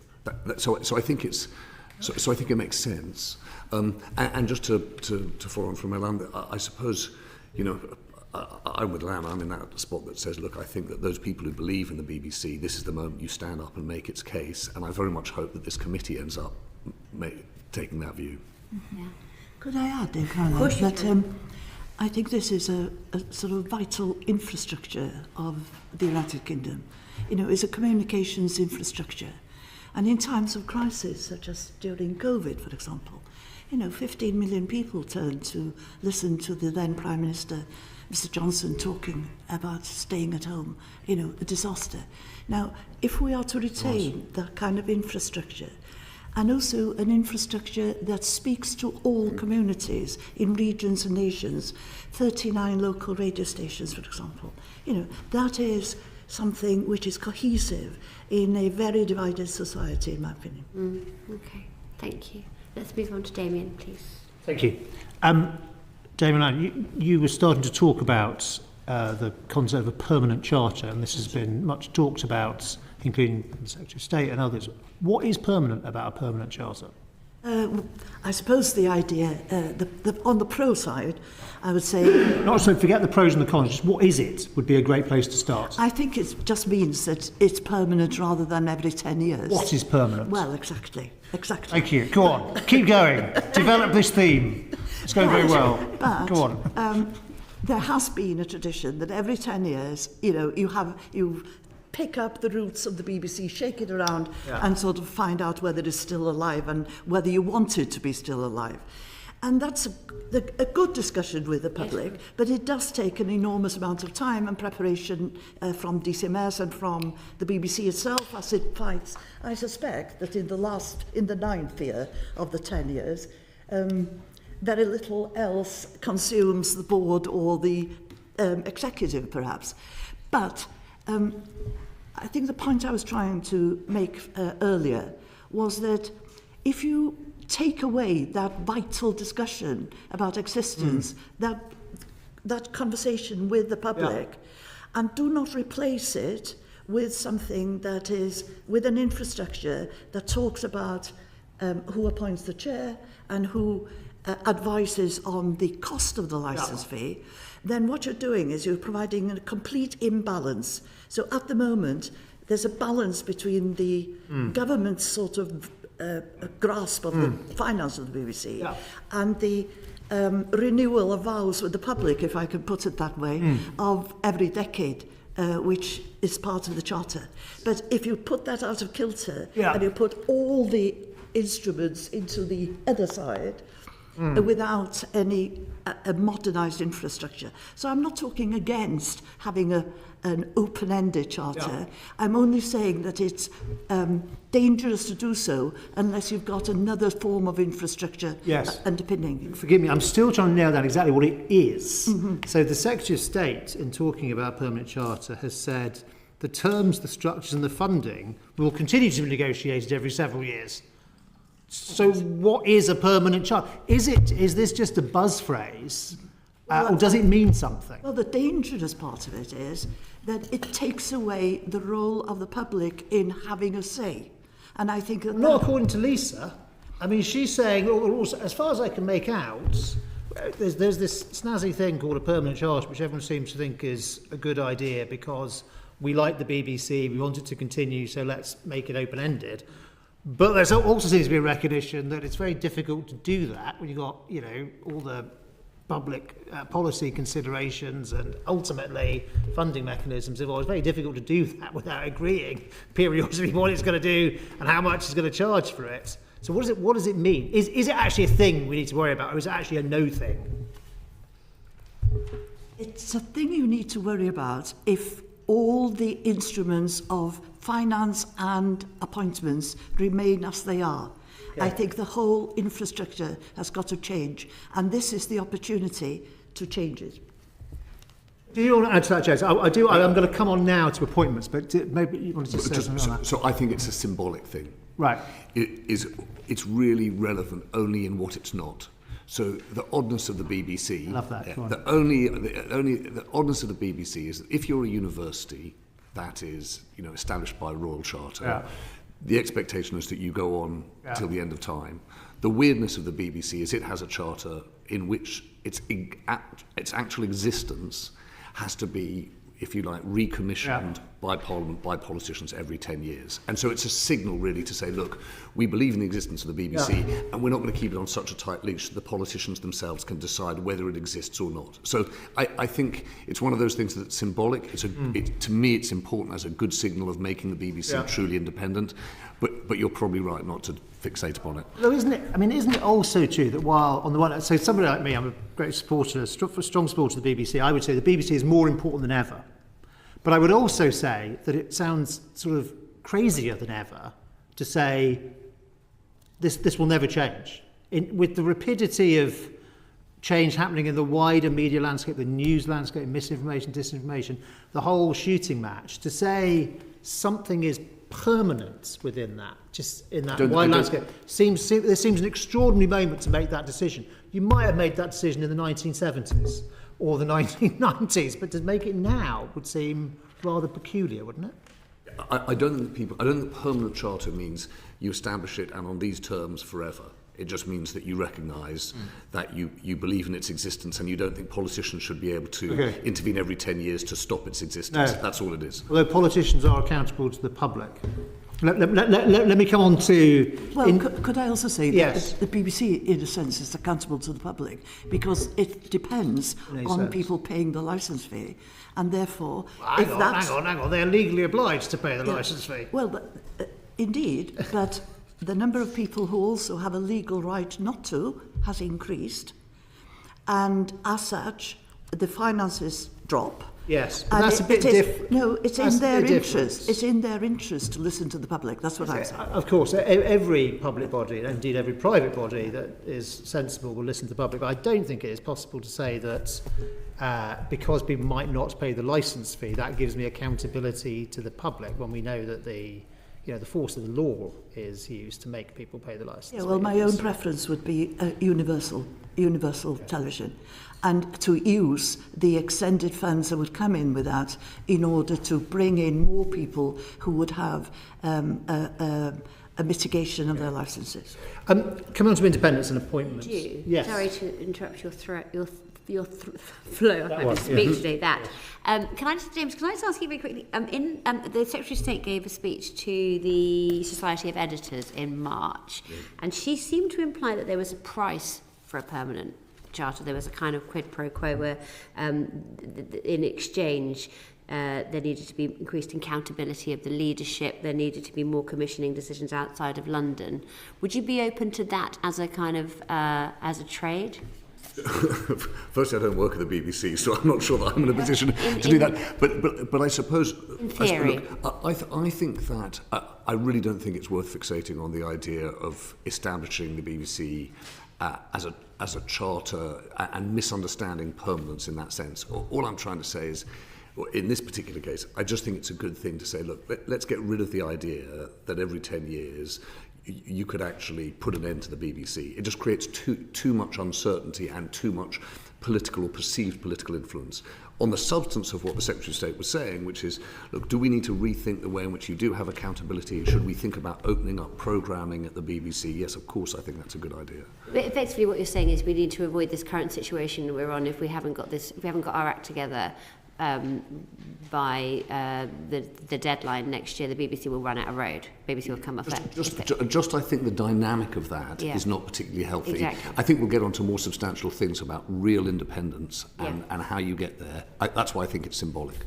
Okay, independent. Talking of independence. So, in the Our BBC Our Future questionnaire consultation, 91% of people said it was important for the BBC to remain independent from the government of the day. It does make you wonder slightly about the other 9%, because I would have thought, I mean, maybe they were in the don't know, or I reject the premise of the question or something.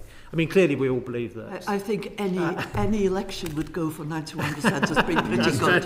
Very true. I think obviously we all believe that the independence of the BBC is very important. James, do you believe that the BBC is politicised?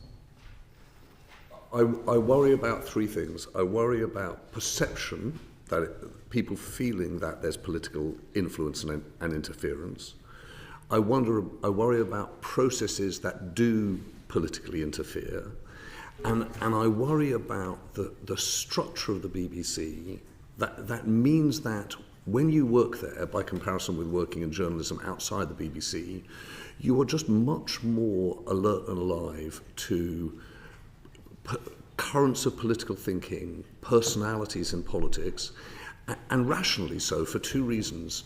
Politicians appoint the most senior people at the BBC. They appoint the chair. They appoint the majority of people on the board.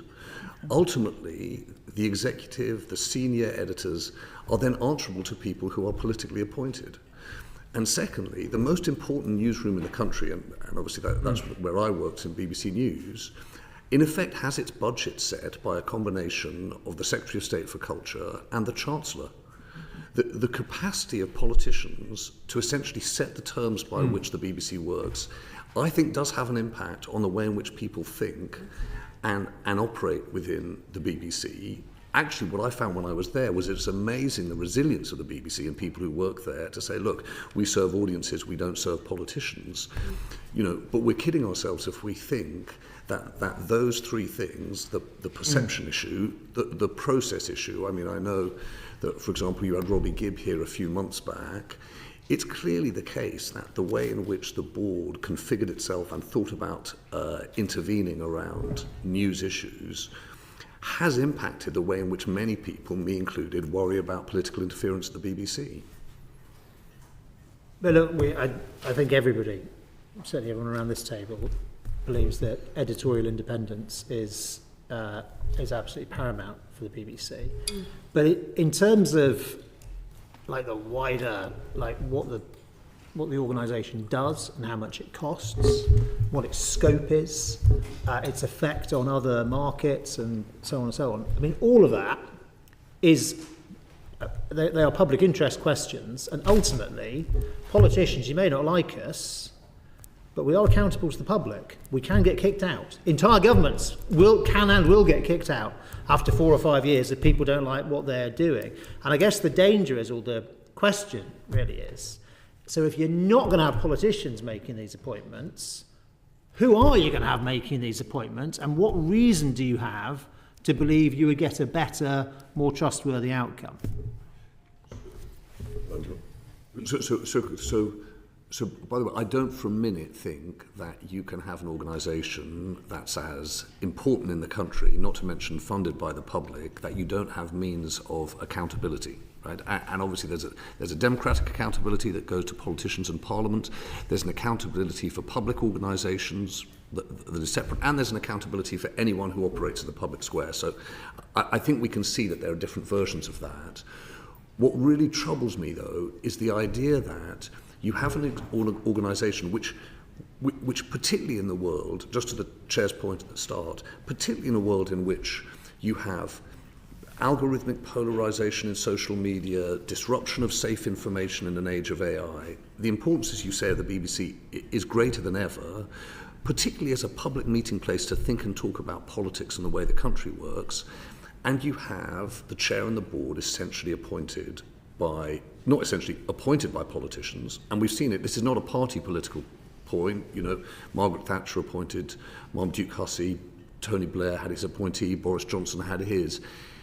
It just means that the culture of the organisation is more answerable and more alive to who's in 10 Downing Street than I think is. You really feel that? I really feel that. And I mean, as well as being somebody who's worked there, you're a consumer of the BBC. I mean, do you really feel when you're listening to the radio in the morning or watching the telly that there's a government slant on what's coming through the... You're confusing two things here with respect. There's a difference between the valiant resilience inside the organisation to produce what I would say a neutral public square, and the perception by the public of the appointment procedure. And so far, I think they have managed to separate those two things. The danger becomes when the news agenda becomes embroiled in, as has happened with the Panorama, for example. And just to be clear, what I'm saying is, as I say, I think I agree with Elan, actually, culturally, and also because I think the BBC really drills into you this idea that you're answerable to the audience, to the public, not to politicians, and because of the expectations of accuracy and impartiality, I really do think that the journalism is really striving to make sure that it doesn't come to you with any political angle or agenda. What I'm trying to point out, though, is you're putting the most important journalistic organisation in a very difficult position in terms of perception and trust.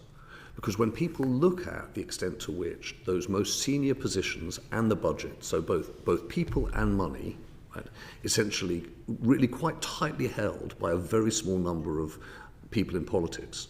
And so just sorry, it's taking a long time to answer your question, there is a different way of doing it. You could say, as you do with other public bodies, other, funnily enough, broadcasting organisations, you say, look, the chair will be appointed by Ofcom, the chair and the board will then appoint the other directors.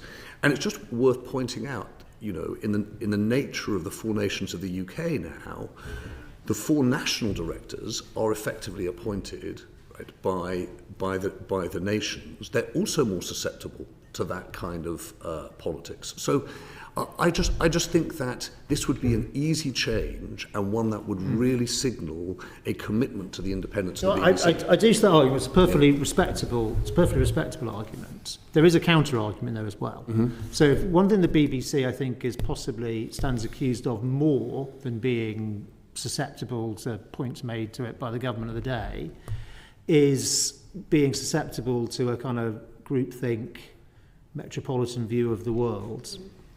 And I guess the question is, if you had the BBC board kind of appointing itself or within the broader system, critics might call it a loveocracy, is that more or less likely to produce something trustworthy and reflective of our society than the system we have today? Well, the current board is pretty metropolitan based. So, the present system doesn't really go for regionality in a big way. And if you look at the past... Well, I'm talking about a way of thinking. I mean, yes. I think... Well, I'm positing it's not a geographic... It's not mostly a geographical question. There's a geographical angle to it. But famously, there are things the BBC has totally got wrong. They've misunderstood the mood of the nation. And that happens, in any big organisation, you get variations of this. People hire in their own image, famously. And so my question is, in a world where the BBC is hiring in its own image, its own governance, or the wider sort of system is hiring in that image, does that make things better or worse? I genuinely don't know. I'd be interested in your view. Well, James has cited Ofcom.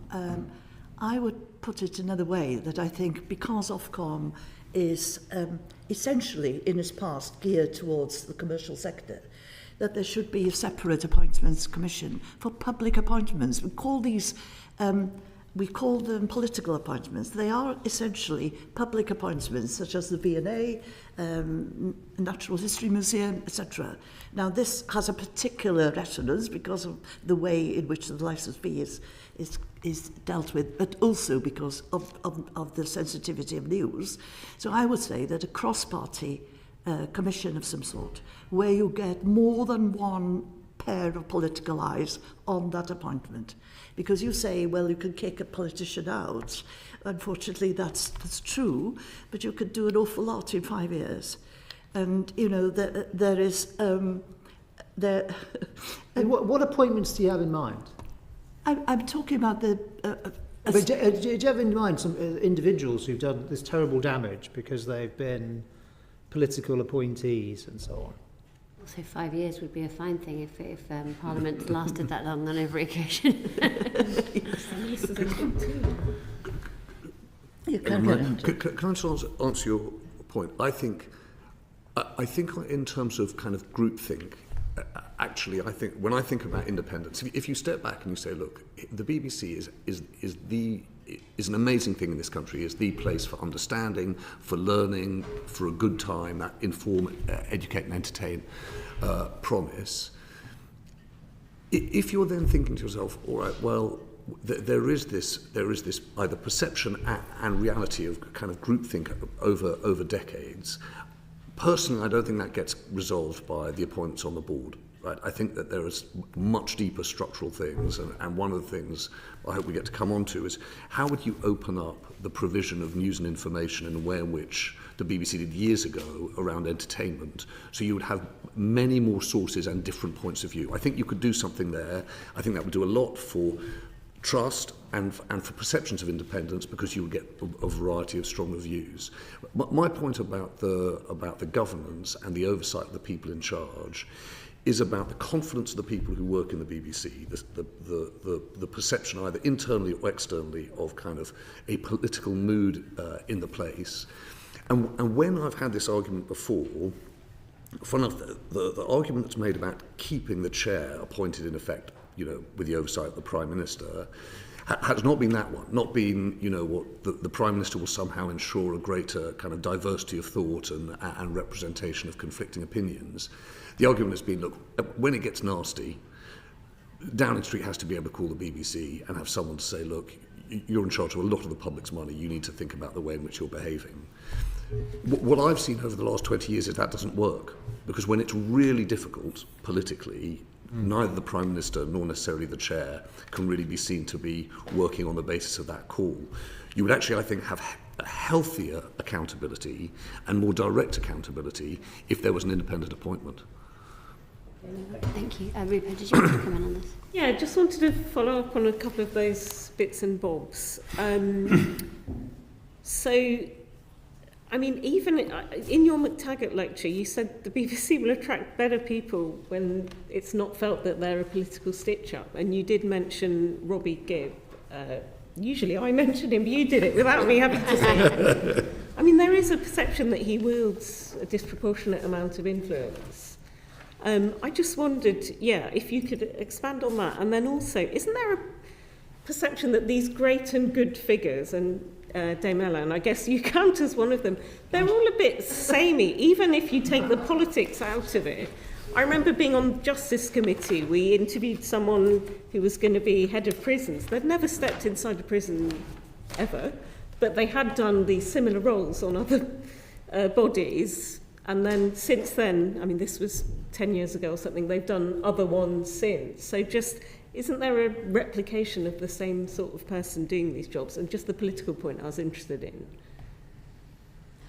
Could I just correct one slight sort of... I'm sorry if I come across as the great and the good. No, I mean, there are many good things to be said about these people with public service qualities.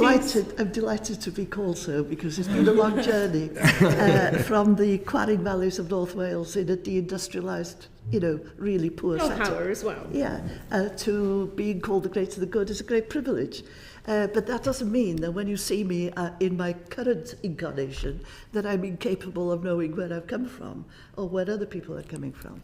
So I think one should be a little bit wary of the current look and the experience in the past. However, I think you asked, I can't remember who asked now, a question on a younger digital board member, for example. I think you might have. Me, and there is a problem about the amount of time that a BBC board asks of you, and the payments that is made. And for young entrepreneurs seeking to really push their company forward and possibly, get onto the stock exchange, it's really difficult to give that sort of time. And so this is why I was sort of looking at the complete structure of the board, because it doesn't allow really for people who are not either retired or with plenty of private time to give that kind of commitment. And so you end up with a certain age group inadvertently. And that's, that is something to be looked at, I think. So there were two questions. One was about sort of who shows up on boards, and the other one was about sort of sense of politics, particularly about Robbie Gibb. I suppose you're asking. Is that what you're asking? So yes, I am concerned about that. I think that I worked with Robbie Gibb when I worked at the BBC, and I've no doubt at all that he's a serious person who's seriously concerned about the BBC and has strong views about it. I completely respect that.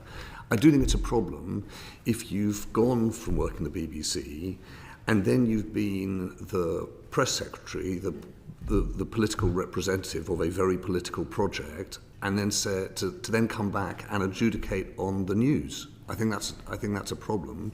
I think it's a problem to set up this kind of committee, delegate certain responsibilities.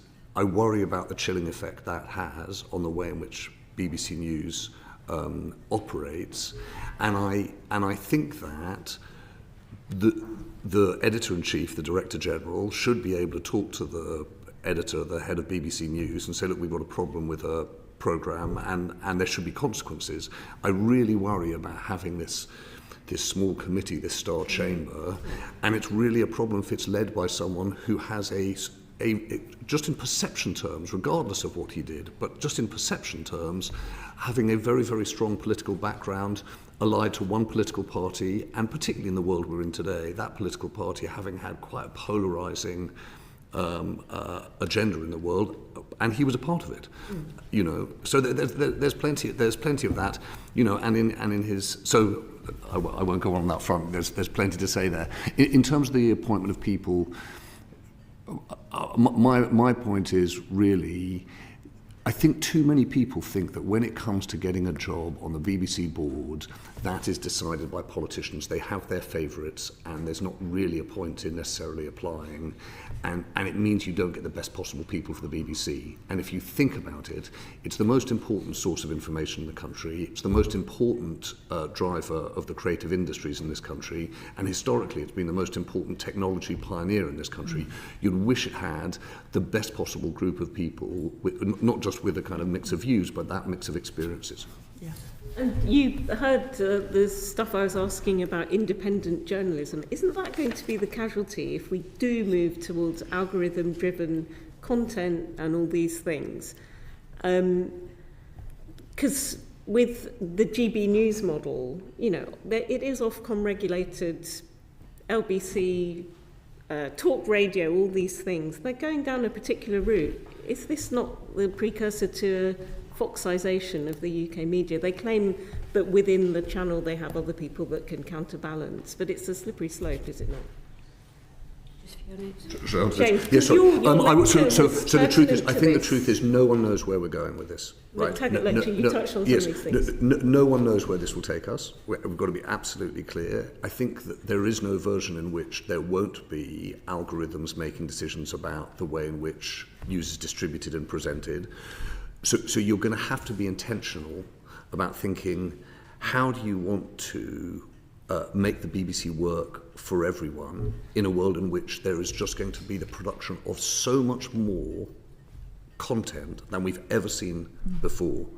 And so the importance of the BBC and the values of the BBC, and that's why I keep coming back to this point about its independence, the fact that people trust that it is not being manipulated for some commercial gain by an algorithm or a tech platform, I think is more important than ever. But I think there's not going to be a world in which you have sort of the BBC that has, I think I heard you describing the world in which you were sort of cutting radio tape. That I don't think there's going to be a kind of analogue broadcasting platform and then a world of AI. I think the reality is AI is going to be plugged right into the BBC. I certainly hope it will be. Can I add to that? I don't think we've really experimented with algorithms being ethical. And so, at the moment, a lot of the stuff is profit-driven, and they push you towards purchases or towards certain lifestyles. And we know from our bitter experience about young people being influenced, even influenced to self-harm, and the amount of depression and mental illnesses that's around. And in fact, the Prime Minister's intervention now on social media is a case in point that we have suddenly woken up to the fact that they are not all beneficial.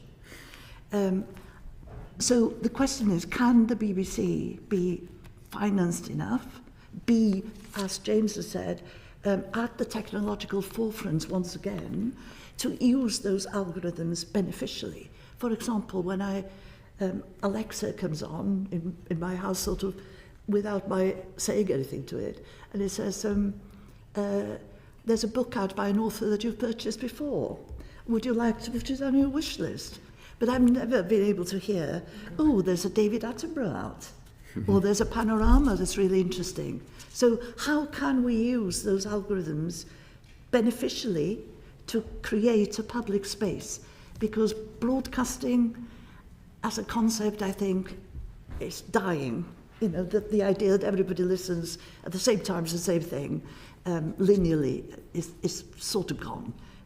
But you can create a public space once again, but you have to do it through catching individual attention and nudging and being part of the individuality of this generation so that you get them into a public square, but not in the old way.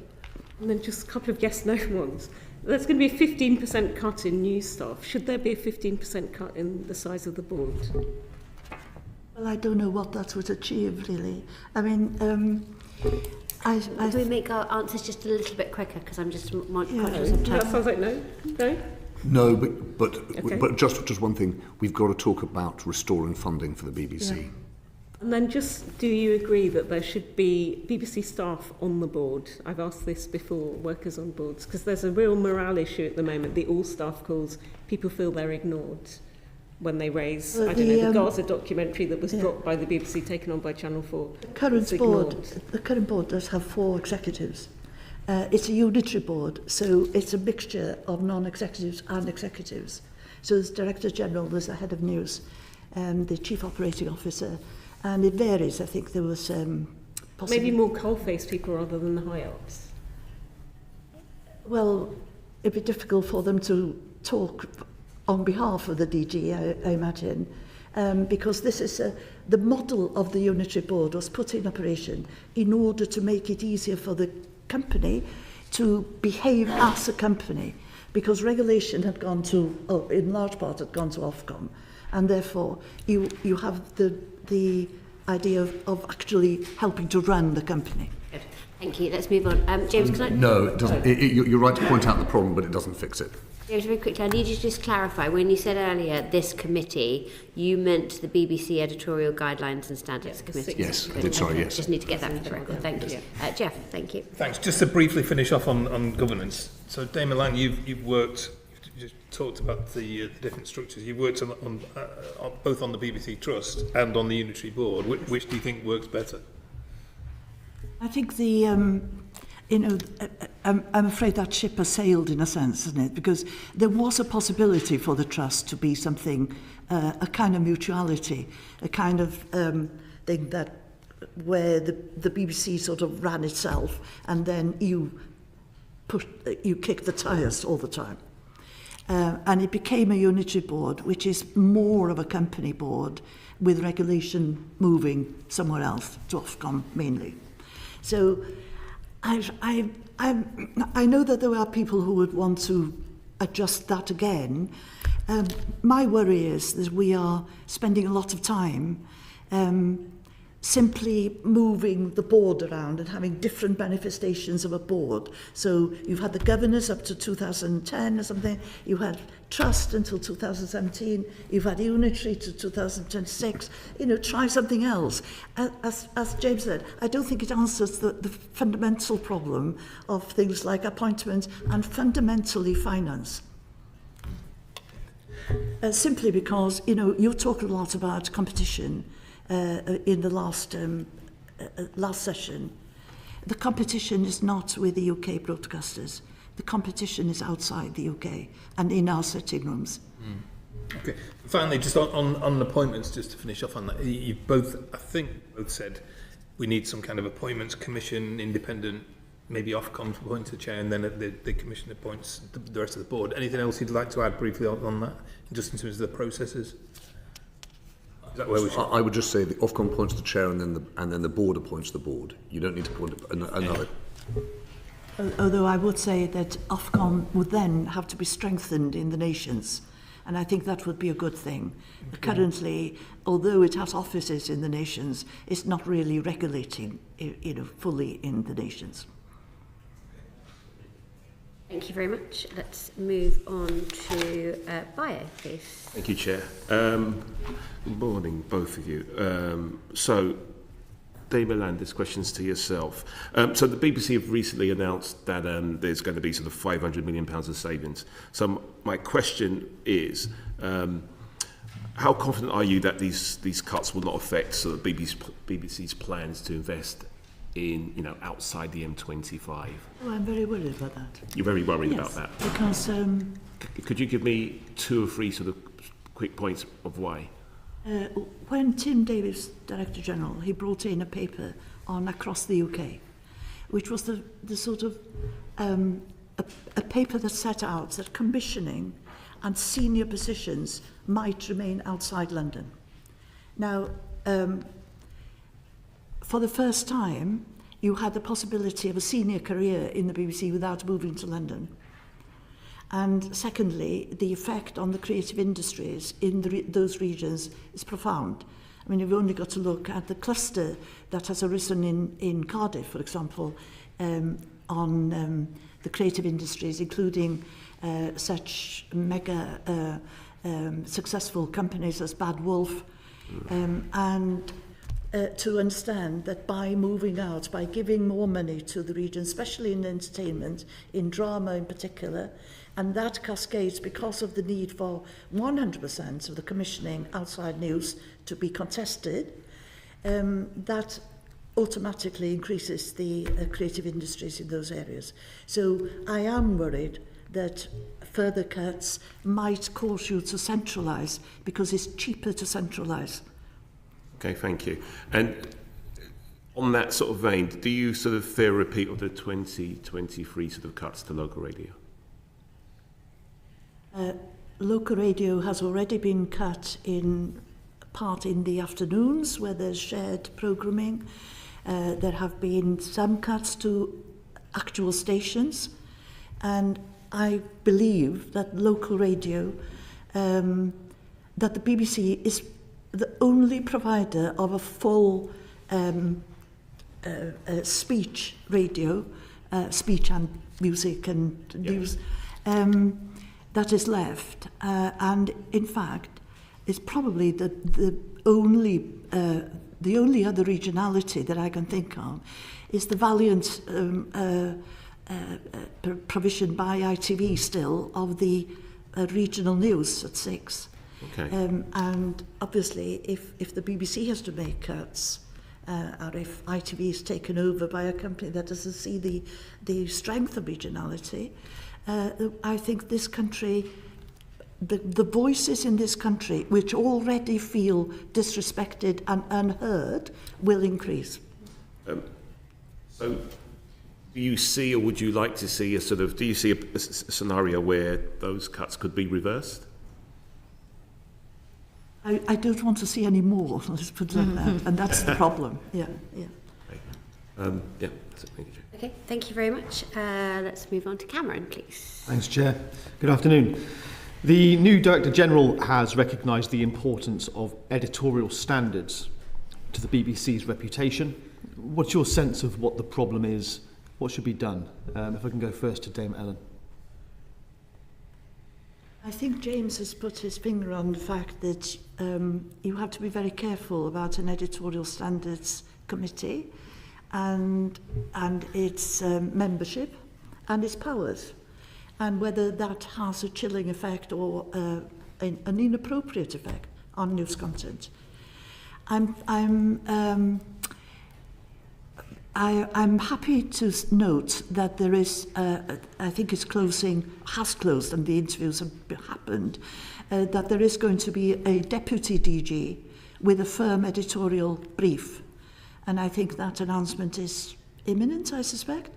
And I think that will go a long way towards reassuring people of the neutrality. Impartiality, I find a very difficult word, but, but I'm conscious that the integrity of the BBC News and the trust in BBC News and Current Affairs needs to be very solid. You mentioned that the members of that editorial committee, well, in fact, you made a reference to membership. Who shouldn't not be on that committee? I think if there were a variety of strong views, I would also say that I think there should be a proper induction by DCMS of board members with a view to looking at the Chinese walls between being a non-executive and an executive. And by that I mean, how often do you wander the corridors or talk to people, and should you be notifying a head of news or a head of or the DG of your intention? What do you think about that, James?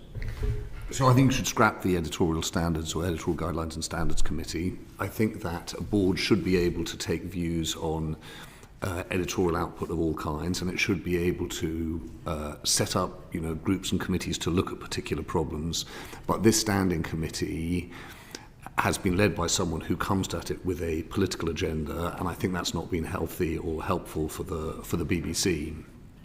So that's what I would say. But I think your initial question is such a sort of a big and important one, which is like, what's the editorial standards problem? And I would say, if you listen to or watch or read BBC News, it's unbelievably impressive in a very fast-moving world. Right. Just the depth and breadth of what it covers. If you think the BBC, like no other, is there to answer two questions: what's really happening and why? The BBC does an extraordinary job. The editorial standards challenge, if you like, I'd turn on its head, is you've got three things happening at the same time: massive technological disruption, huge changes in what audiences expect, right, in terms of place and age and experience, and of course a much more fragmented political world where people are polarised about information. So I think it's meeting those challenges is the way I'd see thinking about editorial standards. And so just to come back to this point about restoring funding, if you really care about independence, you can do some things about governance, but for more than a decade now, the BBC keeps on being talked up as a great cultural institution, an important editorial institution, and then getting chipped away. If we really want to see the BBC providing the kind of infrastructure public service that Elan talked about in the UK, and being as important in the world as we all believe it can be, I think we really have to open a conversation about how do we start restoring the funding to the BBC rather than either holding it or just keep chipping away at it. Thank you. James, what's your view on the appointment of a Director General with a role to oversee editorial standards? How? Do you mean the deputy? The deputy, excuse me. I mean, this is really in the weeds of how the place works. For what it's worth, I'm not in favour of it. I think that it's really important that the head of news answers to the editor-in-chief. The reality is, when it gets difficult, it's going to end up on the desk of the Director General, and having that direct line matters. I think people go back to and sort of pray in aid the Mark Thompson, Mark Byford relationship, and that's the reason for doing this. The reality is, those were different times, those were different people, but really I think the job of the head of news is to take responsibility for that output, and when there's a problem, to be directly answerable to the editor-in-chief, the Director General. So I understand why the BBC is considering doing this, and I understand, given the transformational challenges and the Charter review, there's a sense that says, look, we need to have someone who's got their eye on what's happening day in, day out on the content of the BBC. But I think the reality is, if there's a real problem, and there always is the BBC, the people that you in this committee will want in front of you is the Director General, and understanding what the process was whereby we got to the problem that emerged. The 2025 editorial scandal. BBC is obviously facing a $5 billion lawsuit. Is there anybody on the board that you think is ultimately responsible for that? Well, the Director General is on the board. And as James said, he will ultimately have to be responsible for it. But the board will also have to take the decision that they're going to fight it, and they have. So, that to me is a positive step, because there could have been a board that said, this is terrible, we'll try to find some sort of rapprochement and sort of make a really humble apology and sort of make it go away. They have sought to carry on with the lawsuit, and I think that is to their credit. Any other thoughts on the events leading to that lawsuit? An apology, right? I mean, when you say they could have made a humble apology, but instead, I mean, they are fighting the lawsuits, but you're not suggesting they should not have apologised for the footage, I hope. They did apologise for the footage. Okay, thank you. What I'm saying is that if you roll over and just say, it was a grievous harm, and we seek to give the President perhaps a sum of money, much less, come to a settlement. They haven't come to a settlement. They've made their apology, quite rightly, and then they've stuck to their guns for the actual 10 billion or on the basis that it didn't meaningfully impact the outcome of Right. the election, which is what they were alleging. Yeah. Cameron, are you done? Any other thoughts on that topic? No. Thanks for your time. Lovely, thank you. Finally, Vicky. I'm going to start by declaring a interest. I used to work for a trade union for over a decade before I was an MP. And so I'm kind of coming back to the point in terms of workers on boards, which you said was very difficult to achieve, James. But I think there could be a lot of value actually added to the BBC if they made sure that they did this. There's been different times in different eras, and you pick up different things in terms of how that went and happened. But the people that actually tend to know are those workers on the ground. So I do think that where there is a will, there is a way. So I'm just kind of re-inviting you to re-answer it and say, yes, if there is the will, there is the way.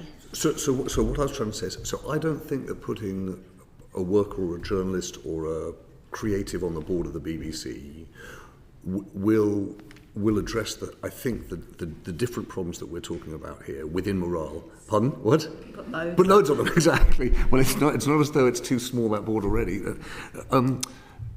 I suppose if you think about it, firstly, you've got some really quite different jobs, people doing very, very different things at the BBC, right? So that's one just practical thought. My real point is, for example, if you take the area that I worked in best, news, right? There are real concerns about the way the BBC approaches the news, what's happening in the world, the way the organisation itself works. These are in the heart of the newsroom. I really think they should be addressed in the newsroom. So whether or not you're going to set up a group to deal with diversity or regional voices or attitudes to really divisive issues, you have to do that in the newsroom and with the relevant people. And I think what happens is people hope that you put a single person on the board and that person is somehow going to raise the profile of these issues. Actually, I don't think it necessarily fixes the things that you're really talking about here. But sometimes you can kind of do that via fixing the systems in terms of how you manage to do that. And actually, if you're talking about trying to get more across, the organisation, there could be a way of using trade unions and so forth to be able to do it. Yes, again, I just don't think necessarily the board. If you take, let's take a real example, sort of Israel-Gaza, right? It's good people have really different views on this, and it's obviously a really difficult one within an organisation, within a newsroom. I'm not sure by having a single representative on a board you necessarily help address that. I think you have to do that with people in the newsroom. I'll just push one more time. Go sorry, this isn't the question that I'm supposed to be asking. but in terms of changing the cultures, in terms of getting more working class people through, in terms of an organisation, you know, I think that the mistake is to narrow it down in terms of the one issue that needs resolving, rather than seeing there can be a whole round benefit from doing this. And I think I'm saying in some ways exactly the same as you there, which is, and this is, by the way, just goes back to this question about how do you appoint the rest of the board. Throughout the BBC, the question is, how do you set the right expectations for who you want in different positions? And the BBC, being a public body, has amazing leverage in making that happen. The BBC can, if it wants to, make changes. And certainly while I was there, one of the things that was actually really rewarding about working at the BBC was that you could really change who were the senior people in being in charge of programmes, being editors, and you could make those changes. So I don't think you need to just sort of, that's my point, I'm not sure the single appointment to the board makes that difference. I think it's just the variety of skills and experience around the board, which is why I come back to the point that there should be a broader base of an appointments panel than simply the funneling through DCMS to number 10. I'm just going to make a final point. But my experience has been that when you do have those workers on the boards, it might be that it's not one, it might be that it needs to be multiple. But I'm pushing the chair's kindness, so I'll actually ask the question I'm supposed to ask. So it's on AI and innovation. So if the BBC had the funding it needed, what would an ambitious, innovating BBC look like? And how should the BBC be using AI in its news and current affairs? Yeah, that's the best and most interesting question that whoever comes in and takes over this director of news, the head of news job, I think is going to have to answer. There are, I think, two things that stand out. One is I do think that the BBC has an amazing opportunity to act in the vanguard of all news organisations in the UK in having conversations with these big platforms. So one of the problems is we are all, if you like, price takers from the likes of Claude or ChatGPT, and whether that's in terms of the way in which they all ingest all of our content and then distill it and market and sell it, well, actually the BBC has a chance to go in and say, you know what, the UK is an amazing provider of information and entertainment. We want to make sure that that is properly priced and rewarded. And you could do something that would defend the interests of license fee payers, the public, right? But you would also defend the interests of the entire kind of news and information ecosystem. You could do something really important there. And I'd really like to see the BBC be in the lead of that in conversation with the big AI platforms. The second one is, and I know we often sort of hark back to the sort of iPlayer age, is to think to ourselves, if you go back to really first principles, the idea that the BBC is there to provide a secure public square for reliable information, for citizens being able to make good choices, actually, you could see a world in which an AI-enabled BBC would really be thinking in a very deliberate way about how do you make the most reliable information available to the largest number of people. Right? And the pull of the algorithms in those other AI platforms is not necessarily directed in that way. So if you took the thinking of iPlayer, which is we're coming to a streaming age, let's make this available to everyone, well, we're coming to a tailored information age enabled by AI, how do we make that work in the best interests of society? That's the BBC's job. So I'm not sort of directly answering your question saying, okay, well, listen, here's how we're going to remake the 10, and this is what we could do with 5 Live. What I'm saying is you definitely need to make the AI an absolutely integral part of the BBC, but then you should lead with a version that goes back to what you can do, what you can do for everyone. Could I just add that I think regulation comes into it as well. Regulation needs to be swifter and less constrictive, because in the past, when iPlayer was developing from being into being a library rather than being a sort of catch-up thing, there were restrictions on the BBC through Ofcom as to the amount of content that could be put on iPlayer. And that's nonsense, because we are not in competition with the UK. within the UK. I think ITV Channel 4 would agree that, of course, there's a competition for linear eyeballs and so on, but in the greater sort of context, we are competing with very powerful and competitors that do not identify as being English or Welsh or having any flavour of the identity of people in the UK. Thank you, Vicky. Last but not least, Natasha. So just picking up on this sort of the BBC in the space of driving technological development in line with public values, not just commercial imperatives, and the BBC playing that role, and AI and how that can work. So what kind of investment would we need to put behind the BBC to get it to a sense where it could become, not necessarily in competition with those, massive international partners or players, but to at least give it the kind of backing it needs to develop that type of technology? Like how would we scale up that kind of investment? The figure of 500 million over 5 years has been sort of rehearsed. That's just to give the kind of push to in the right direction, and that's not as a kind of long-term investment. That's not doable, But we live in a very constricted age where obviously anything more that goes on the public debt is something that sends shivers down governments. So I don't know. I don't have a number.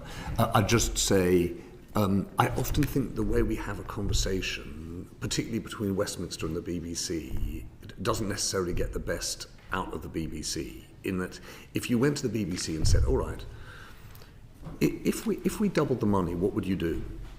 Just explain to us what you think you could do, so we could begin to imagine what a next generation BBC would be like." This committee is not in a position to double that money. The government is going to choke at the thought. I'm not suggesting that, but what I'm saying is we've had so long now where we're endlessly discussing is the consequences of cuts. What we've not stopped is to think, all right, we are living in a fundamentally different age of information and technology. If you believe in the founding idea of the BBC, well, what do you do now? And I don't think we ever really get a chance to listen. And the reason, in response to the point about independence and governance, I came back to this small point about opening up BBC News, is you could begin to see a world in which AI would help you to provide, in effect, a sort of BBC newsstand where you would be getting lots of different opinions and voices, and you'd bring up lots of voices, whether they were kind of local or they had kind of specific specialist interests. Suddenly the BBC could be a place where, in the way in which it has been for iPlayer, if you like, in TV, it could be for news and information, a platform. And I think could be really interesting. Yeah, but then I guess the thing, as we talked about today and just now, around algorithms and sort of that, we're living in an age of endless content, endless information, and the power of algorithms to sort of editorialise what we see. And sort of shape that collective individualism that we all have with like our screens. I think what the practicalities are, because I think the aspiration should be there for the BBC to absolutely be the kind of public service voice in that. But I guess the practicalities of that is what kind of regulation and strong arming would we have to do to ensure that a public service broadcasting algorithm is available on YouTube or on any of these platforms. So can I just this is not a very specific answer on AI algorithms, and I can't give you one. But I remember showing up just when I started the BBC and showing up to my first question time, and I remember saying to someone, "So how do we pick the audience?" Right? Because presumably that's an issue, isn't it? How much people clap or cheer at different answers is going to really matter to the audience. And they said, yes, that we think a lot about that. So what we do is we map each constituency, and then we try and make sure that the audience maps the voting intentions of. And I remember thinking to myself, that's really interesting.